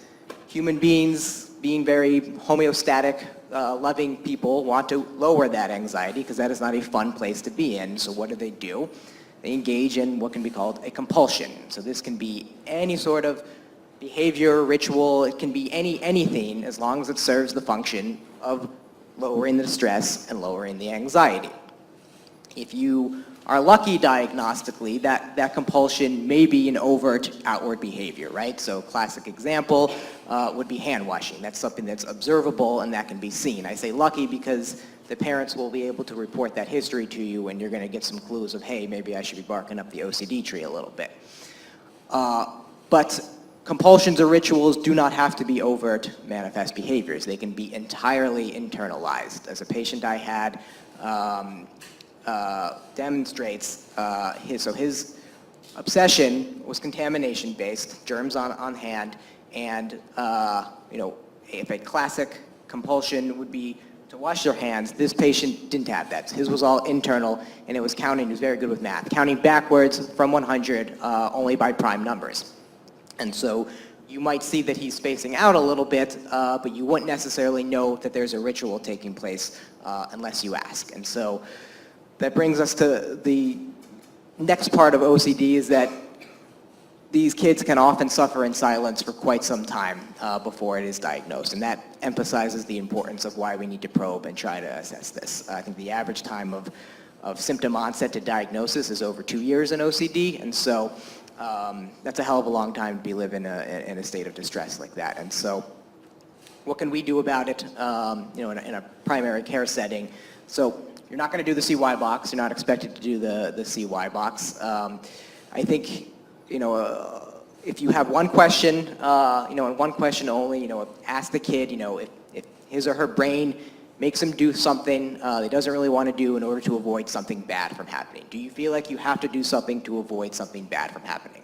This does not have a sensitivity of 100% or a high specificity, but you may catch some. Has there been any work done to look into when there's a diagnosis of comorbid OCD, whether or not it truly is OCD? And I ask that because my son was diagnosed with comorbid OCD, and he is adamant that it is not because there is no feeling of dread. He says it's just a tick of the mind. I think this might be a good time to jump in with a bit of a diagnostic here then. So one of the things that I try to talk to parents, teachers, clinicians about is, I have people that come into my office and they may do something like this, right? And I say, how do you know you need to do that? And if they say it's a focal sensory experience, I got a funny feeling in my finger and my wrist, and I kind of do that. And I said, well, I noticed you did it 5 times, actually. I think I did it 6, but 5 times. Do you always do it 5 times? No, there are no rules. And I say, do you worry something bad's going to happen if you don't do that? And they say, no, it's just this funny feeling. I do that behavior until that funny feeling goes away. That focal sensory experience, that repetitive behavior is very tic-like. But I also have patients that come into my office and do this. And I say, you have a focal sensory experience in your hand, your wrist. And they say, no, actually not at all. I did that because I'm worried that Skippy is going to die. I say, well, who's Skippy? And they say, that's my dog. And I say, well, I noticed you did it 5 times. Do you always do it 5 times? And he says, absolutely, I do it 5 times because that's Skippy's favorite number. How do you know that's Skippy's favorite number? Because he always barks in 5s, right? So that is this catastrophic terror. And I'm trying to avoid that by engaging in this repetitive behavior, right? And you ask the question, do you think that really is going to save Skippy's life? And the answer is no, I don't think so. But, why not do it? Might, prevent something bad from happening. I also have patients that come into my office and they do this. You see how they're all the same behavior, right? I say, why do you do that? Because of Skippy? And they say, no, I don't have a dog. I say, well, focal sensory experience in your wrist and in your finger? And they say, no, not at all. I just feel like I have to. And that has actually been called Tourettic OCD or tic-related compulsions. And usually if you really you get a diffuse sensory experience in the chest and abdomen, it's probably a lot more anxiety than tic-like. Might respond to SSRIs, although those studies haven't been done to my knowledge. And so I think, focal sensory experience, engaging this repetitive behavior in part to alleviate that focal sensory experience. Sometimes it just happens. That's very tic-like. If it's to prevent something catastrophic and bad from happening, that's very OCD. And sometimes it's just this kind of diffuse, unpleasant experience, and I need to do this behavior, not so according to rules, 5, 10s, 15s, but not exact rules. That's probably kind of this Tourettic OCD, which is probably the overlap between the two conditions. And I just wanted to mention one last thing, which is I have patients that come into my office and do all 3 of those types of behaviors, and sometimes they're for different reasons. And so it actually gets very complicated. And I tend to believe your son if he says, no, I'm not afraid anything terrible is going to happen. It's probably more of a Tourettic OCD symptom. And there's no real reason to think that Tourettic OCD wouldn't respond to some of the traditional treatments that we have for tics or for OCD. Although there was some concern that it might at some point, but there was a study by Christine Canalea, now at the University of Minnesota, that suggests that we shouldn't really think of people with tics and these kind of Tourettic OCD symptoms as being any different than people with tics or OCD. So are all 3 of those in that 60% number, or just the OCD and the Tourettic OCD? In the 60% number? I think that if you kind of lump all co-occurring anxiety disorders together, you're going to find that a very high number, probably even upward of 60% if you include some of these neither here nor there behaviors in kids that we see clinically ascertained samples, very, very high. So if you're seeing OCD, if the parents are telling you, kids always washing his hands, always asking for reassurance, the kid's telling you has to do this, in order to avoid some catastrophic event, then refer, right? So we have phenomenal treatment for OCD. First line gold standard is a type of therapy called ERP, exposure and response prevention. If for whatever reason there are no therapists available, or in addition you're the only one who can be doing the prescribing, SSRIs are the medication of choice. They pose a little bit of a challenge in kids with comorbid tic disorders because from the OCD side of things, we kind of want the SSRIs as high as we can get them. But we often know that the higher we push the SSRIs, sometimes that worsens tics. And so we're kind of in this seesaw balance of can we get the SSRI high enough to help with the OCD, but not exacerbate the tics. And we may have to sort of choose which one is more problematic, which one's more bothersome right now. Let's kind of go after that, and we'll try to target this other one with therapy. There's no kind of hard and fast rule here. And we also want to try to avoid, for the clinicians in the room, the use of neuroleptics or antipsychotic medications like Risperdal. So sometimes when kids have an agitated anxiety, that's added, and if they have tics, the clinicians sometimes are even more likely to add that because they think, well, this might address the tics as well. Same is true, by the way, of kids who have co-occurring ADHD and disruptive behaviors. There's sometimes a jump to using these neuroleptics or antipsychotic medications, which are very heavy-duty medications and carry a lot of side effects with them. If you are curious, because you find that you are going to be the prescriber, fluoxetine, sertraline, fluvoxamine all have FDA indications for OCD in kids. I think for simplicity's sake, just start with fluoxetine. I would say from a primary care standpoint, take whatever dose you were going to start with, and then half that or quarter that, and then that's a pretty good starting point. For fluoxetine, 2.5 milligrams, maybe 5 milligrams. The liquid formulation is going to be your best friend. Start low, go slow. If there are questions about SSRIs, we can kind of have a separate conversation later about that. But for the sake of this talk, let's move on to our second favorite comorbid diagnosis with tic disorders, which is ADHD. We see it all the time. I would say hands down the most frequent question the residents and fellows ask is, how can I diagnose ADHD in my 15-minute wellness visit? And so I'm excited to present to you today for the first time. No, I'm kidding. So there is none. There's a reason that it takes me 3 hours to do the evaluation. If I could do it in 5 minutes, I would love to do it in 5 minutes, but it is not something that can be done that simply. My recommendation, again, we're trying to get kind of crude proxies here to just get a sense of how the kid is doing, and if we have some red flags, then we refer. Ask how a typical day is, literally from get up until bedtime, right? So how does the kid wake up? Is there an alarm set for 6:30, 6:35, 6:40, and then they know exactly what clothes they're going to wear because it was laid out the night before and each day of the week has its clothes? Well, then you're probably circling back to your OCD screener and making sure that you actually hit on that correctly. Or is the history going to be constantly yelling at him to get out of bed in time? When he finally does get out of bed, he's on his video game playing stupid Fortnite with all of his friends, and I can't get him to eat breakfast, and they're always scrambling to get out of the house on time, and we're late, and then I have to call an Uber. And then, so find out how the morning goes, and then you want to find out how it's going at school. What are the teachers saying?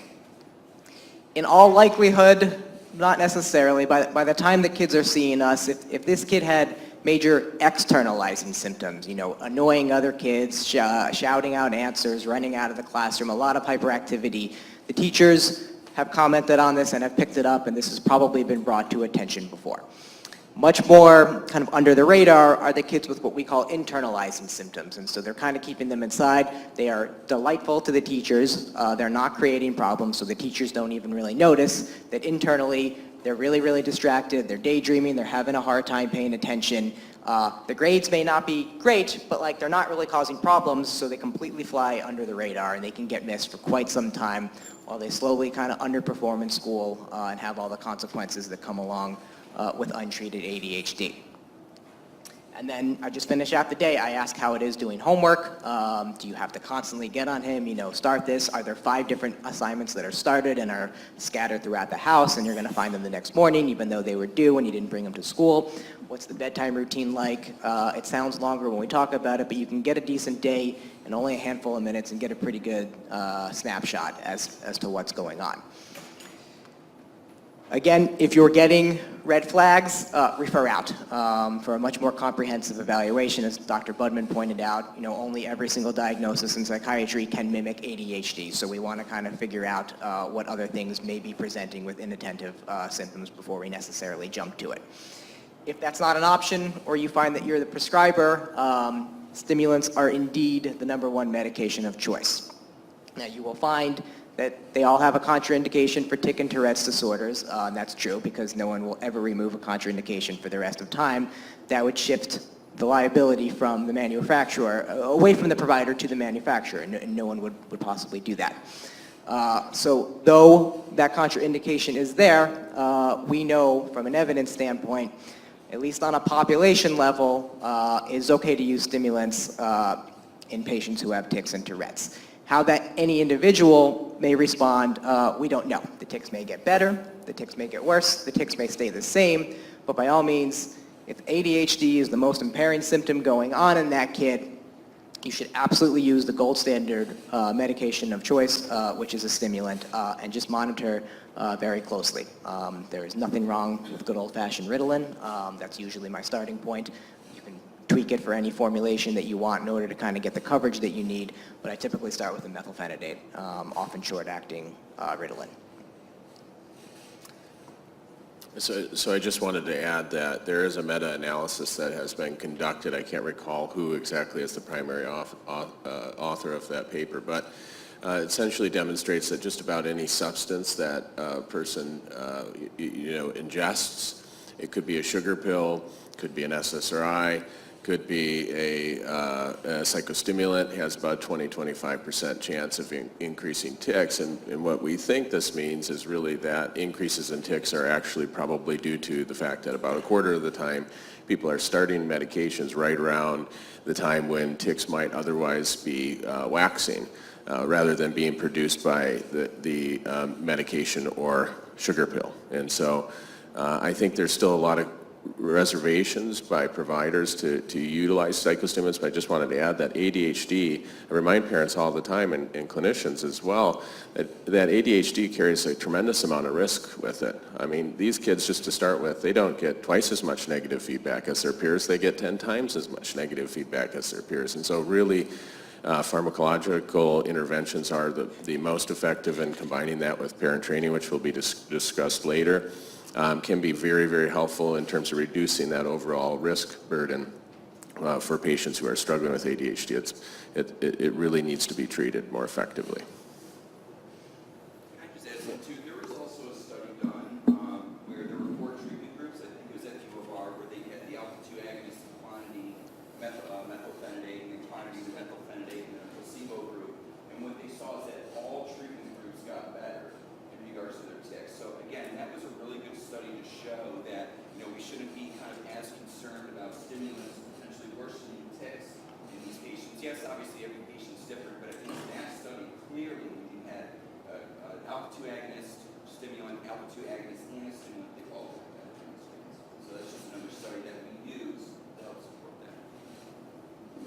And the nice thing about psychostimulants is they have a relatively short half-life, and so you can try various psychostimulants. And in my experience, working with colleagues who are prescribing these medications, since I'm a psychologist, I found that within 2 or 3 trials of a psychostimulant medication, it may take 2 or 3 trials to find the right psychostimulant where kids are really getting the maximum benefit and minimum side effects. And people kind of abandon that process, I think, far too early, far too often. We'll just round out some of the other comorbidities to be aware of. So learning disorders, obviously you're not going to be able to diagnose that. If you're getting some kind of history, that the child is performing not as well in school as you kind of would suspect, then refer out. If it's available, neuropsych testing is ideal. Vijay, you may be able to kind of touch on how the education system is here doing psychoeducational testing, but don't sleep on that. Anxiety, high comorbidity. You want to touch on that? Sure. I think that in the CBIT study, where we had 126 kids that we randomized to either have a reversal trainer or the active treatment or the supportive psychotherapy, we found that probably 20-25% of kids were suffering from the non-OCD anxiety disorders, like generalized anxiety disorder, social anxiety disorder, specific phobias. One of the things that I really wanted to highlight is that a couple things in terms of the timeline. Early on, in preschool, first grade, that's where you are most likely to see separation anxiety and ADHD. In elementary school years, you sometimes actually don't see social anxiety disorder. The reason being is that a lot of people, attribute this to my son or daughter. They're a bit introverted and they kind of like to keep to themselves.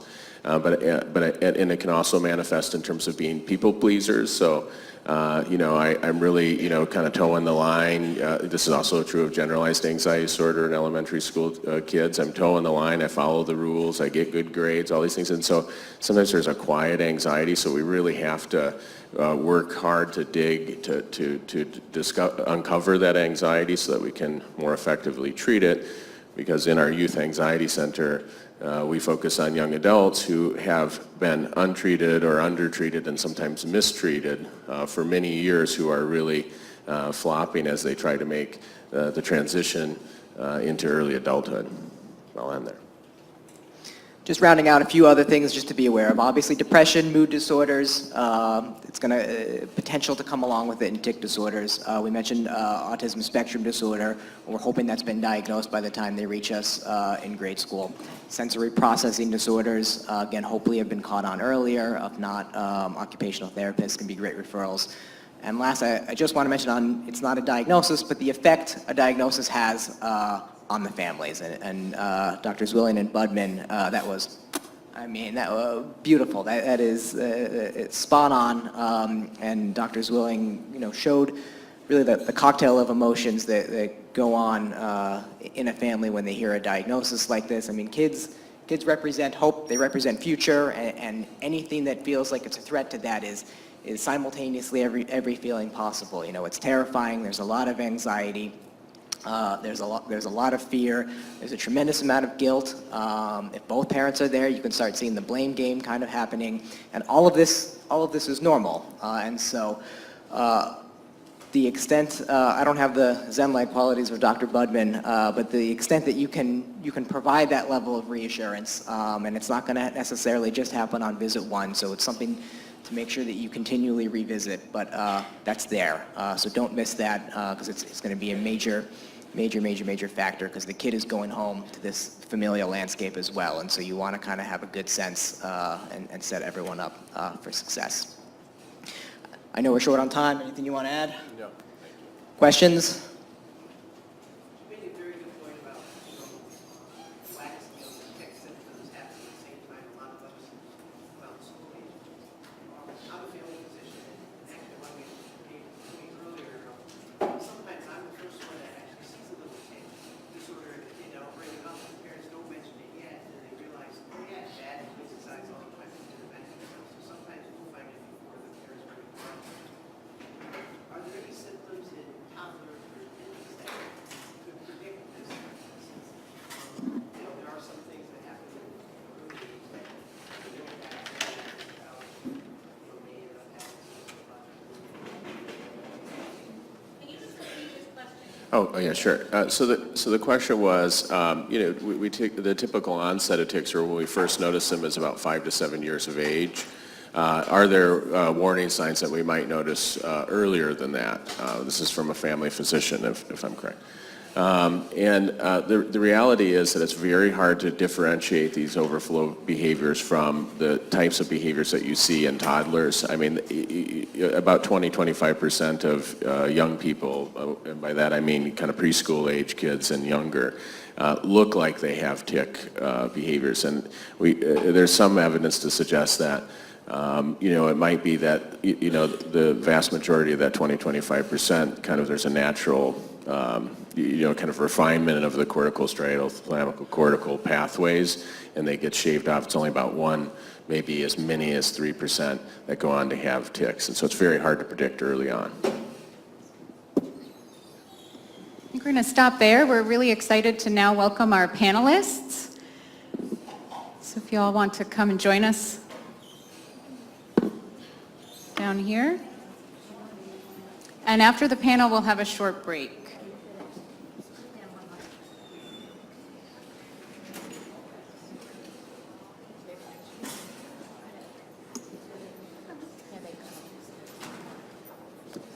All right, everyone, as the panelists are making their way down here, I would just like to point out that the panelists that are under 30 on here are all youth ambassadors for the Tourette Association of America, which means that they were selected by an application and interview process, and they were then taken to Washington, D.C., where they were trained to be youth ambassadors to do a peer-to-peer education program. They go into schools, they do things like this, they go into clubs and other, like churches and synagogues, and they really are some of our most valuable volunteers. So anyone here that looks under 30 to you is a trained youth ambassador, and we really, you'll have to guess about Peter, but we really appreciate their volunteerism and their voices because they are so valuable to helping everyone clinicians, teachers, community members understand what Tourette is, that we could never put on a conference or a workshop without having their voices. So I see a couple of parents have joined the kids up here. 1, 2, 3, 4. We have all the kids. Wait, we lost one parent. There's always that one in the group, but we have, here she goes. Do we have enough chairs? Yes. Okay, so I just wanted to point that out because I want you to know, oh, here comes another parent, okay. And do we have enough chairs? Ezra, is there a chair over there? Oh, here we go. Okay, sorry. Okay, so I just wanted to point that out because I want you to know how important and valuable these kids are. And they're youth ambassadors, but we do consider them part of a youth ambassador team. So the adult that's with them goes into schools and does everything with them, except they don't really speak up too much because it is a peer-to-peer education program. So I just want you to appreciate the work that these families do. So before we even begin, thank you all for all you do, okay? All right, so did you want to say anything before we introduce? Okay, so we're going to start off here. Remember, guys, there's a lot of you. We don't have a lot of time. Just introduce yourselves very quickly. Hold the mic. I'm Alex, I'm 14, and I'm in 9th grade. Hi, I'm Christine, I'm Alexandra's mom. Wendy, I'm Jake's mom. I'm Jacob Baird. I'm Midori Brock, I'm Mickey's mom. I'm Mickey, I'm 17. Hi, I'm Willow, I'm 14 and I'm a freshman in high school. I'm Pete Morrison and 33. Hi everybody, Jessamine Daly Griffin. I am Willow's mom and Ezra's mom. Hi, I'm Ezra. I'm in 7th grade and I'm 12. Okay, so we do have a lot of ambassadors and representing parents here today. So we're going to ask you to be pretty concise if you can. And I'm thrilled, actually, that we have quite a number of females because this shows you, although there is this literature report of the increased frequency in males, you really do need to look for females who have Tourette as well. That's a population that we believe is probably underdiagnosed. Okay, so very briefly, Ezra, tell us your journey to a diagnosis of Tourette in like 3 sentences or less. Gosh. Okay. Quite honestly, I don't really remember it a lot. I was really young at the time, so. Mom, you could share maybe your journey. So our older daughter was diagnosed first, so we kind of had it on the radar that there was a genetic component in the family. With Ezra, he had a lot of repeat behaviors. It was mostly just like beatboxing, and it wasn't until we started to see the really obvious ones, the blinking, the snorting like a pig on a whole road trip, until his lips were cracked, that we said, hey, I think this is a tic. And then we started to recognize that like his intense amount of drumming and beatboxing was actually tic-like behavior. So we pursued the diagnosis. For me, it was probably around age 8 or 9. I really noted that I was doing a lot of eye blinking, eye rolling, kind of facial grimacing, and I remember my soccer coach when he told us to get on the line to get ready to run, and he goes, Morrison, stop making faces. So, there's a lot of different things that I started to notice and was probably diagnosed within a year after that.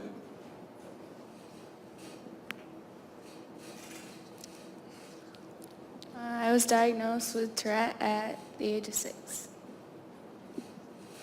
I was diagnosed with anxiety first.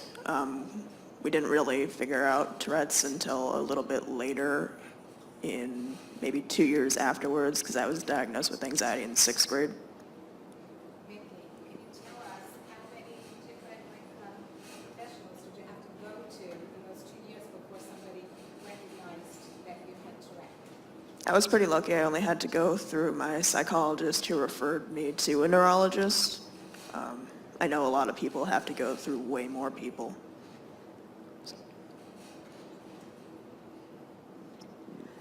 When Mickey was diagnosed, she started with throat clearing, and we thought at the time it was just allergies.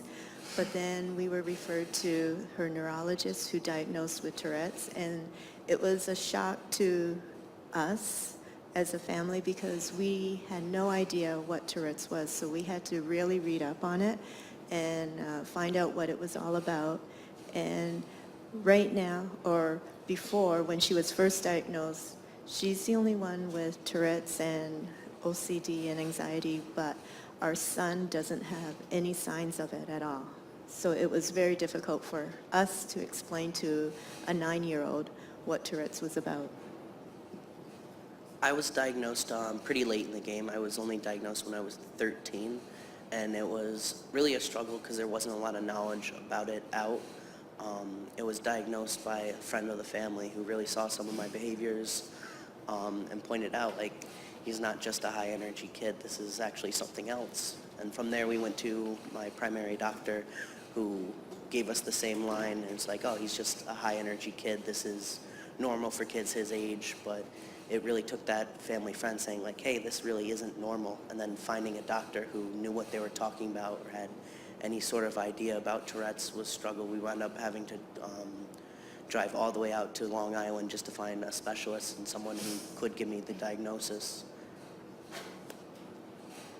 Yeah, the only thing I would add to that is that our primary care doc really didn't believe me when I went to him with the information. I asked for a referral to somebody that could make the diagnosis, and he put on the referral slip, mother suspects Tourette syndrome, which didn't get me anywhere with the place that he referred me to. So then a friend of the family knew Dr. Ruth Bruin out in Long Island, who was, preeminent on this, and she saw him for 5 minutes. I had videotape and everything, and said, yeah, that's absolutely what it is. I'll let Alexandra speak first, and then I'll fill in the gaps. I was diagnosed 3 years ago when I turned 12. But for 3 years before that, I'd been diagnosed with asthma and vocal cord disorder, and I had to see 3 specialists before anyone thought, hey, maybe this is something else. And I'd like to point out that our pediatrician argued the point that when Alexandra was diagnosed with Tourette, that it wasn't Tourette, and she made us we ended up with 4 confirmations before she accepted the diagnosis. So, and I was very surprised that the ENT and the pulmonologist never suspected Tourette. Medicines never helped Alexandra, and yet they kept saying, oh, it's asthma or it's vocal cord disorder, change her diet, let's do all these therapies, and nothing was helping her. It wasn't until she got very distraught and she got depressed, and her therapist got all the doctors together on a conference call, and finally someone said, has she had a neurological evaluation? Maybe there's something more to this. So I have a question for all of you or any of you. What about these other symptoms, these non-tic symptoms? How many of you have experienced them, and how many have actually had someone ask you about them or been screened for them?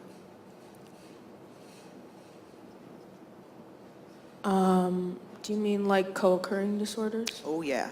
Okay, I have OCD and ADHD, which at this point are worse than the tics, because the tics have pretty much stopped at this point. So, yeah. For how many of you are the co-occurring disorders more problematic than the tics?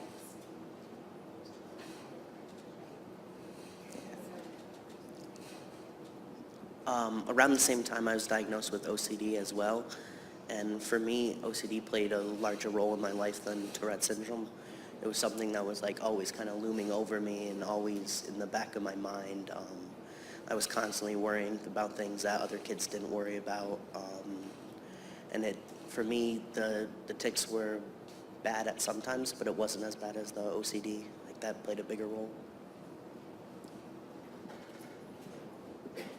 Yeah, like I said, I was diagnosed with anxiety first, and that was kind of the focus until we realized I had OCD too, and then the Tourette's diagnosis came after that, and then I got depressed, so it's been quite the journey. So for me, I've been diagnosed with anxiety and OCD. Like getting home from school, okay, mom says, okay, you got to do your homework now, and you just like not gonna do it, and then anxiety, like for me, I don't do any artificial flavors or colors or dyes because it makes my anxiety worse. So like if I'm at a place or whatever and I don't know, like I'm getting bored or like I have to leave early because I'm getting like a scaring feeling inside. Yeah, for me, I would say the tics were kind of the big thing early on, and then once they started to improve, then other symptoms really started to emerge. And I think for a period of time, I was probably just compensating as I was understanding the diagnosis of Tourette, and once I understood that, then maybe some of the other symptoms started to come out. And so I guess the two things being on the physician side of things now for the primary care doctors, if I can really write home to you, is that you got to know what are the right questions to ask, because again, you are pressed for time. You're seeing patients, day in and day out. And, my residency programmer told me if you don't know what you're looking for, you're never going to find it. So you have to ask the appropriate questions that are going to give you the highest yield in terms of figuring what these symptoms are. In addition, again, it's not just the tics. Once that's been made, you still have to constantly ask about these other co-occurring conditions, as a lot of times they tend to creep up later on, or as the tics improve, then you start to see what kind of levels out. So again, it's high yield questions in a short amount of period of time. So can we segue into, for our panelists, what do you wish the physicians that you go to or went to would know? What would be your wish that they would have been armed with so that you didn't have to go through like all these issues with their doctors that said no, it's something else? What do you wish they would know?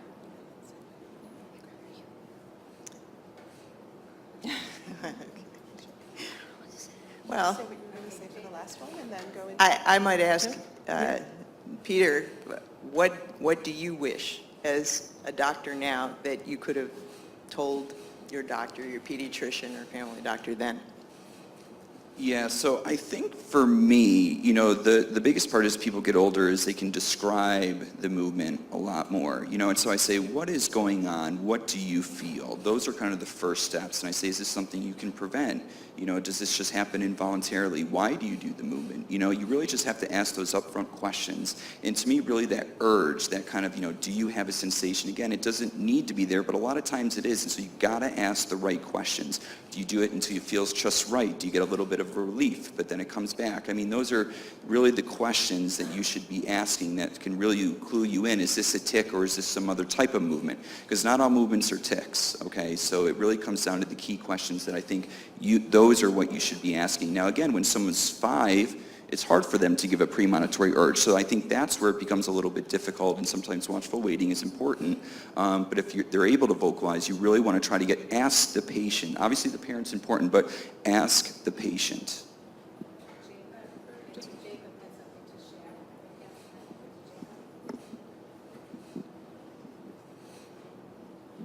One of the things about getting my diagnosis is the fact that a family friend who had been through it and had a child with Tourette syndrome noticed it. So we were already kind of ahead of the game, where like my mother and my father did a lot of research on, were able to draw similarities and like, look, this is Tourette syndrome. And if we went to the doctor and he said, no, it's not, and we stopped there, I wouldn't have gotten the diagnosis till much later. And one of the other important things to know about Tourette syndrome is when I was in class in school, my tics weren't that apparent.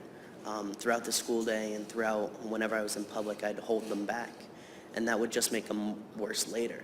So it's not always, as a doctor, you're not going to be able to see someone sitting in front of you 100% of the time that shows these types of tics. You're not going to see it firsthand. Some of the times you're going to have to not take their word for it, but understand that at home it's going to be worse, and at home the symptoms might be better. Because like at school, I would hold stuff back, and it wouldn't, like throughout high school, I wouldn't really show, and it was a surprise to many that I had Tourette syndrome. But if you ask like my siblings or my parents, at home it got like much worse. Like at the moment I went through the door, I was already screaming and yelling and having tics and showing symptoms. But if I was out in the doctor's office or in the classroom, it'd be a lot harder to notice. So I have a question. Have any of you experienced bullying at school? Yeah, this is probably the biggest problem with the disorders that I have. Bullying at school is a problem and it's not going to stop, but we all have ways to kind of work through it. Counseling was a big one for me. Luckily, my dad works at the same school I go to, so that definitely helps. But yeah, it was a struggle, but there's ways to work through it.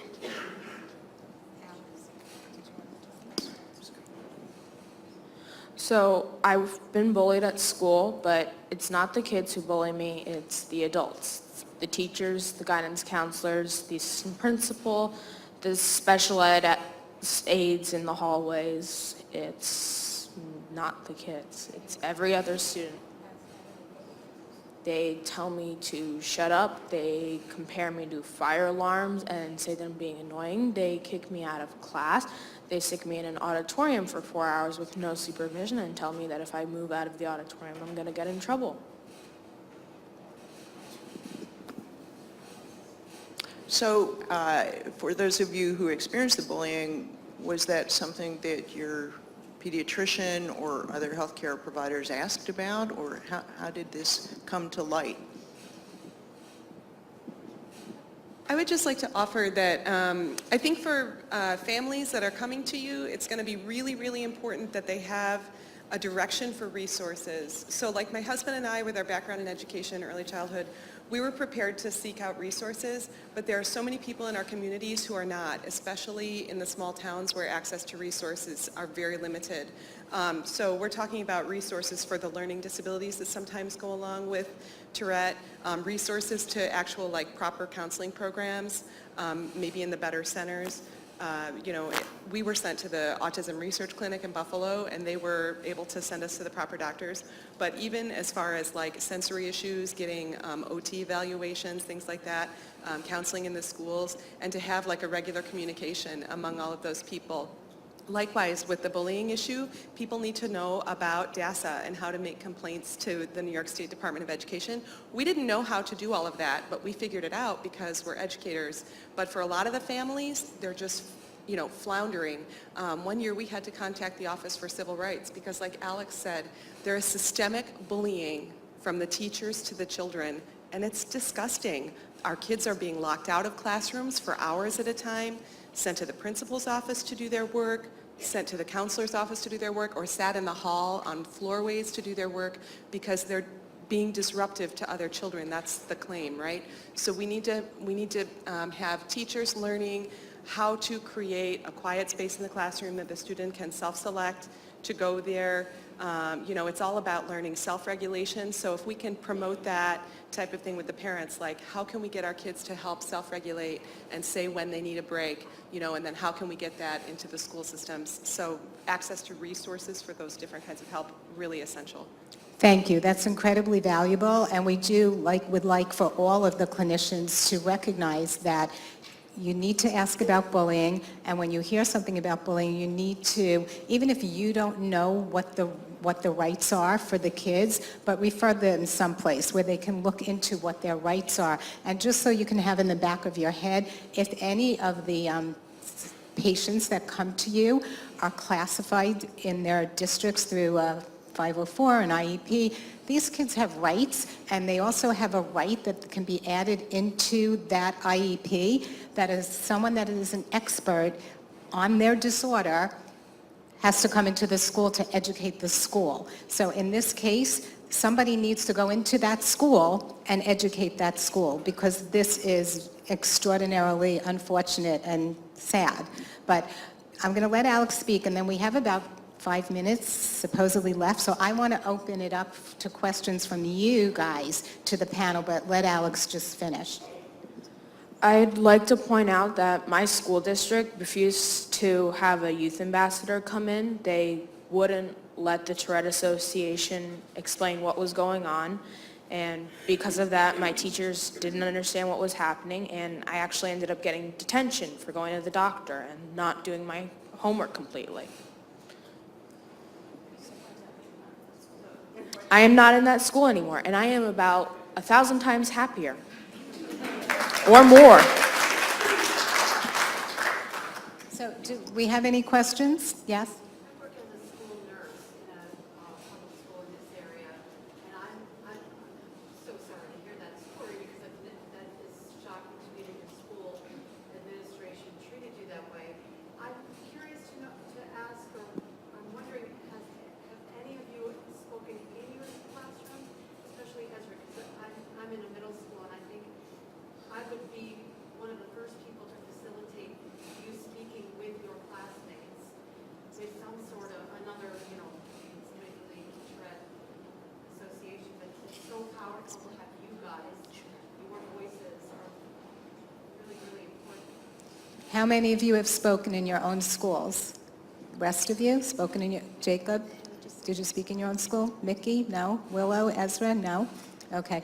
Sometimes it's really uncomfortable for the youth ambassadors to speak in their own schools, so they go into schools and they speak on behalf of other, kids. But I agree with you that I think that, first of all, when we say to the primary care providers, you need to have the family recognize an ally. So if it's the school nurse, somebody that can really, go in there and advocate for the youngster. So thank you for saying that you would be that advocate in your school or your district. Jane, can I mention something too? There is this tricky thing with speaking at your own school. So we've actually asked for years to have youth ambassadors come in. We have 2 trained youth ambassadors in our own family. My husband teaches at the school. The school is extremely resistant to allow this type of training to happen because they think we're doing self-serving behavior. So I don't really know what that's about, but any kind of outreach from the Tourette Association to public schools would be excellent for them to come in and say, actually, here are the benefits that we see of the program and this is why we should do it. They say, well, if your kids can speak, then everyone should be allowed to speak about their things. And we're saying, well, that's actually really good, right? Like, that would be excellent. So. I'm actually really glad that you said you're a school nurse because I had a lot of difficulty with my school nurse who actually treated me fairly badly by kicking me out and telling me that I wasn't allowed in her office anymore because I was disrupting other kids who had issues who needed to rest and recuperate. And the fact that you're here to learn about this actually means a lot to me because other kids won't have the same issues I did.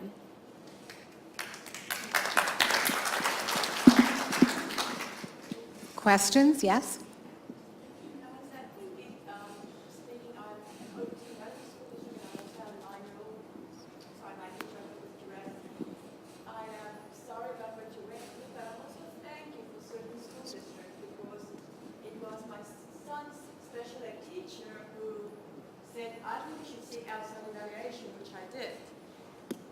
It was also my son's special ed teacher in combination with the school nurse who suggested maybe you should try and come into the classroom and share something about Tourette so the kids can better understand him. And she gave me a book to read. I can't remember the title of the book, but we co-read the book and just kind of made it a nice, oh, you sometimes sneeze. Can you help that you sneeze? No, you can't help it that you sneeze. So there's school districts who are awesome, and then there are school districts who are different, to say the least. But I guess the challenge for me still to this point is I want to talk to my teachers because we're struggling again. It's September, it's stress, but there's a fine line between trying to educate the school, the teachers, the student, and trying to do it legitimately so they better understand versus having them think you're just trying to make excuses for your son or your baby and your child, or you're just trying to want to make things easy for your child. So there's a fine line. I don't know if any of you have recommendations for how do you approach that, where you want to provide education to the school or the teachers, but they might think you're just, trying to I don't know, baby or child. I'm going to try and answer that question for you, and I would say that your answer is your local Tourette Association, because we have youth ambassadors who are trained to go into schools. We also have trained advocates who can go in and do in-service training to teachers. Yeah. And again, I find that if an outside expert from the Tourette Association can come in and say exactly what you might have said, but they will be taken more seriously as an outside neutral expert. And your local chapter may have education specialists who are trained to go into the schools and offer professional development. Right, and so then to add to that, what I would say to pediatricians is, in your kit of resources that you have, provide families with that information of the National Association of your local chapters who can help in that way. And it's umbrellas for tics. It's not just Tourette, it's Tourette and tic disorders. So that gives you an avenue in. And we often find that schools really appreciate hearing from youth ambassadors. Give us a second, Gary. We want to hear from these under 30s. Sorry. Yeah, any advocacy that you can give is good advocacy. It just depends on the school district, and if they're more resistant to it, then I'd suggest offering more professional people like the youth ambassadors or leaders from the Tourette's Association, because I know in my school district personally, I was treated really well, but there was another student that was treated absolutely awfully, and it was such a distinct difference that I think either somebody's not informed enough or somebody is just way too resistant to that. So I think any advocacy is good advocacy, because there can always be somebody else that's struggling way worse than you. So a few people have hit on something that I think there is a problem, and that some schools are really good when requests are made to bring in a youth ambassador or an adult level in service education for the teachers. But there are schools that are very, very resistant to it and will not allow it. And I'd open the question to the other chapter leaders as to actions they've taken to try and overcome that. We had a school in our coverage area, I cover Rochester and the Finger Lakes, that was absolutely adamant, went up against other school staff, and the school nurse and the school principal would not allow us to come in. And it was only when threatening that I'd bring the CDC in to talk to the school that she put the fear of God in her, and she then allowed it. Now, I don't know whether or not such a service with the CDC exists. It was something I made up at the spur of the moment on the phone with her, but it was a very effective approach to get us into that school and allow the youth ambassador service to go ahead. But I mean, Sue, you probably cover the most in services. Do you have schools like that, and how do you handle it? Some are very resistant, and I'm looking at a lot of these kids are from our Greater New York State chapter. Jake is one of them, and he's now a senior in college at Plattsburgh State. You're all right from Plattsburgh today. But anyway, she wanted to tell the story. I mean, it was almost impossible to get me into Lake George schools. It took really long to get her into that. I was a part of the advocacy, but to kind of go back to the earlier question, it's stressful to be kind of like the center of attention, especially in that situation. And for me, it was helpful to like be a part of it and talk to Sue beforehand on what I wanted to be discussed, but to be able to kind of like take a step back and then sit in the audience as well, because especially around the age I was, it was stressful to kind of like be the center of attention of something I was wary about. But getting that to that step was really difficult. The school made the argument I heard before was like, oh, if we have someone come in and speak about Tourette syndrome, someone's going to have to come in and speak about OCD, someone's going to have to come in and speak about ADHD, which in their eyes would be the end of the world, and no education would ever happen again. It'd just be all these in-services and interruptions to regular class. But they were tossing around ideas before, and they're like, well, what if Sue came and handed out flyers in the lunchroom? Which would be an extreme waste of time. So one of the things...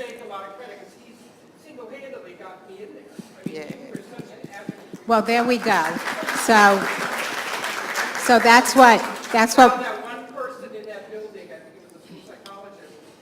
and he was just like, relentless. Right. And they finally did let me come in. So that was mentioned that we should point out that self-advocacy, this is one of the things that we try to instill upon the kids that we train as youth ambassadors, that, there's a time to tell your personal story, there's a time for self-advocacy, and there's a time for you're going in to advocate for someone else. But self-advocacy is a process, and later on later on after the break, which we're late for already, we're going to have some presentations about like transitions and, as you grow, how you have to become more competent in self-advocacy, right? So I think that's like a very important point.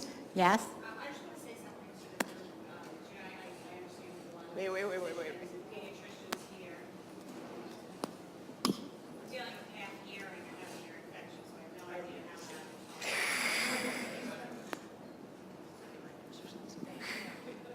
how helping Kathy get her steps in. I just wanted to put out for the group, we're talking a lot here about doing in-services and having our YAs come out, and I certainly encourage everybody, if there is a local chapter in your neck of the, I should probably introduce myself. Okay, I'm Amanda Talty. I'm the president of the Tourette Association of America. I am purely a spectator here today. I'm thrilled to be here and really see the program unfold. But I did just want to say, in addition to, always first and foremost reaching out to the local chapter of the TAA, and, for some reason you don't have a local chapter, or you're dealing with maybe a pediatrician in some other geography where they don't have a strong chapter presence, you can always reach out to national. But I also just wanted to put out there that, it could be beneficial for each of you to become more educated about the laws and the rights that your patients have in their schools, so that you can also be an advocate for them. And I know everybody's time is stretched thin, and we have limited bandwidth, but I'm sure a lot of your patients are dealing not just with Tourette, but all the comorbidities, and then you have other patients that are dealing with other things. So consider the TAA an additional resource for that kind of information. If you just want to have us come to your practice, if you're part of a group practice or your hospital, we'd be happy to bring a presentation to you, giving you an overarching view of what educational rights do look like, and how you can really be an asset to families like these in that fight to get what they so rightly deserve in the classroom. So that's all. Thank you, Amanda. So I know we're way over time, and I think everybody needs a little break, stretch your legs, but I would like to mention that I think these guys were just getting warmed up. They will be here the whole day, so they'll be here during the break if you'd like to speak to them and engage them during the break. They will be here between, this session is ending at about 1, and then what time is the next? At 2 o'clock, they'll be here that hour as well between this session, and there's a session for educators in the afternoon. So you can definitely speak to them. I think they're really eager to share with you. Like I said, we didn't have much time for getting everybody to speak a lot, but we really, really appreciate everything that you guys do. Thank you.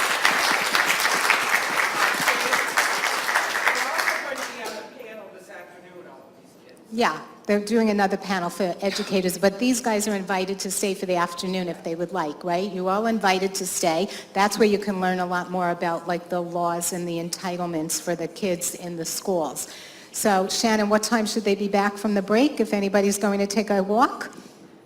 Well, we had said 11:15.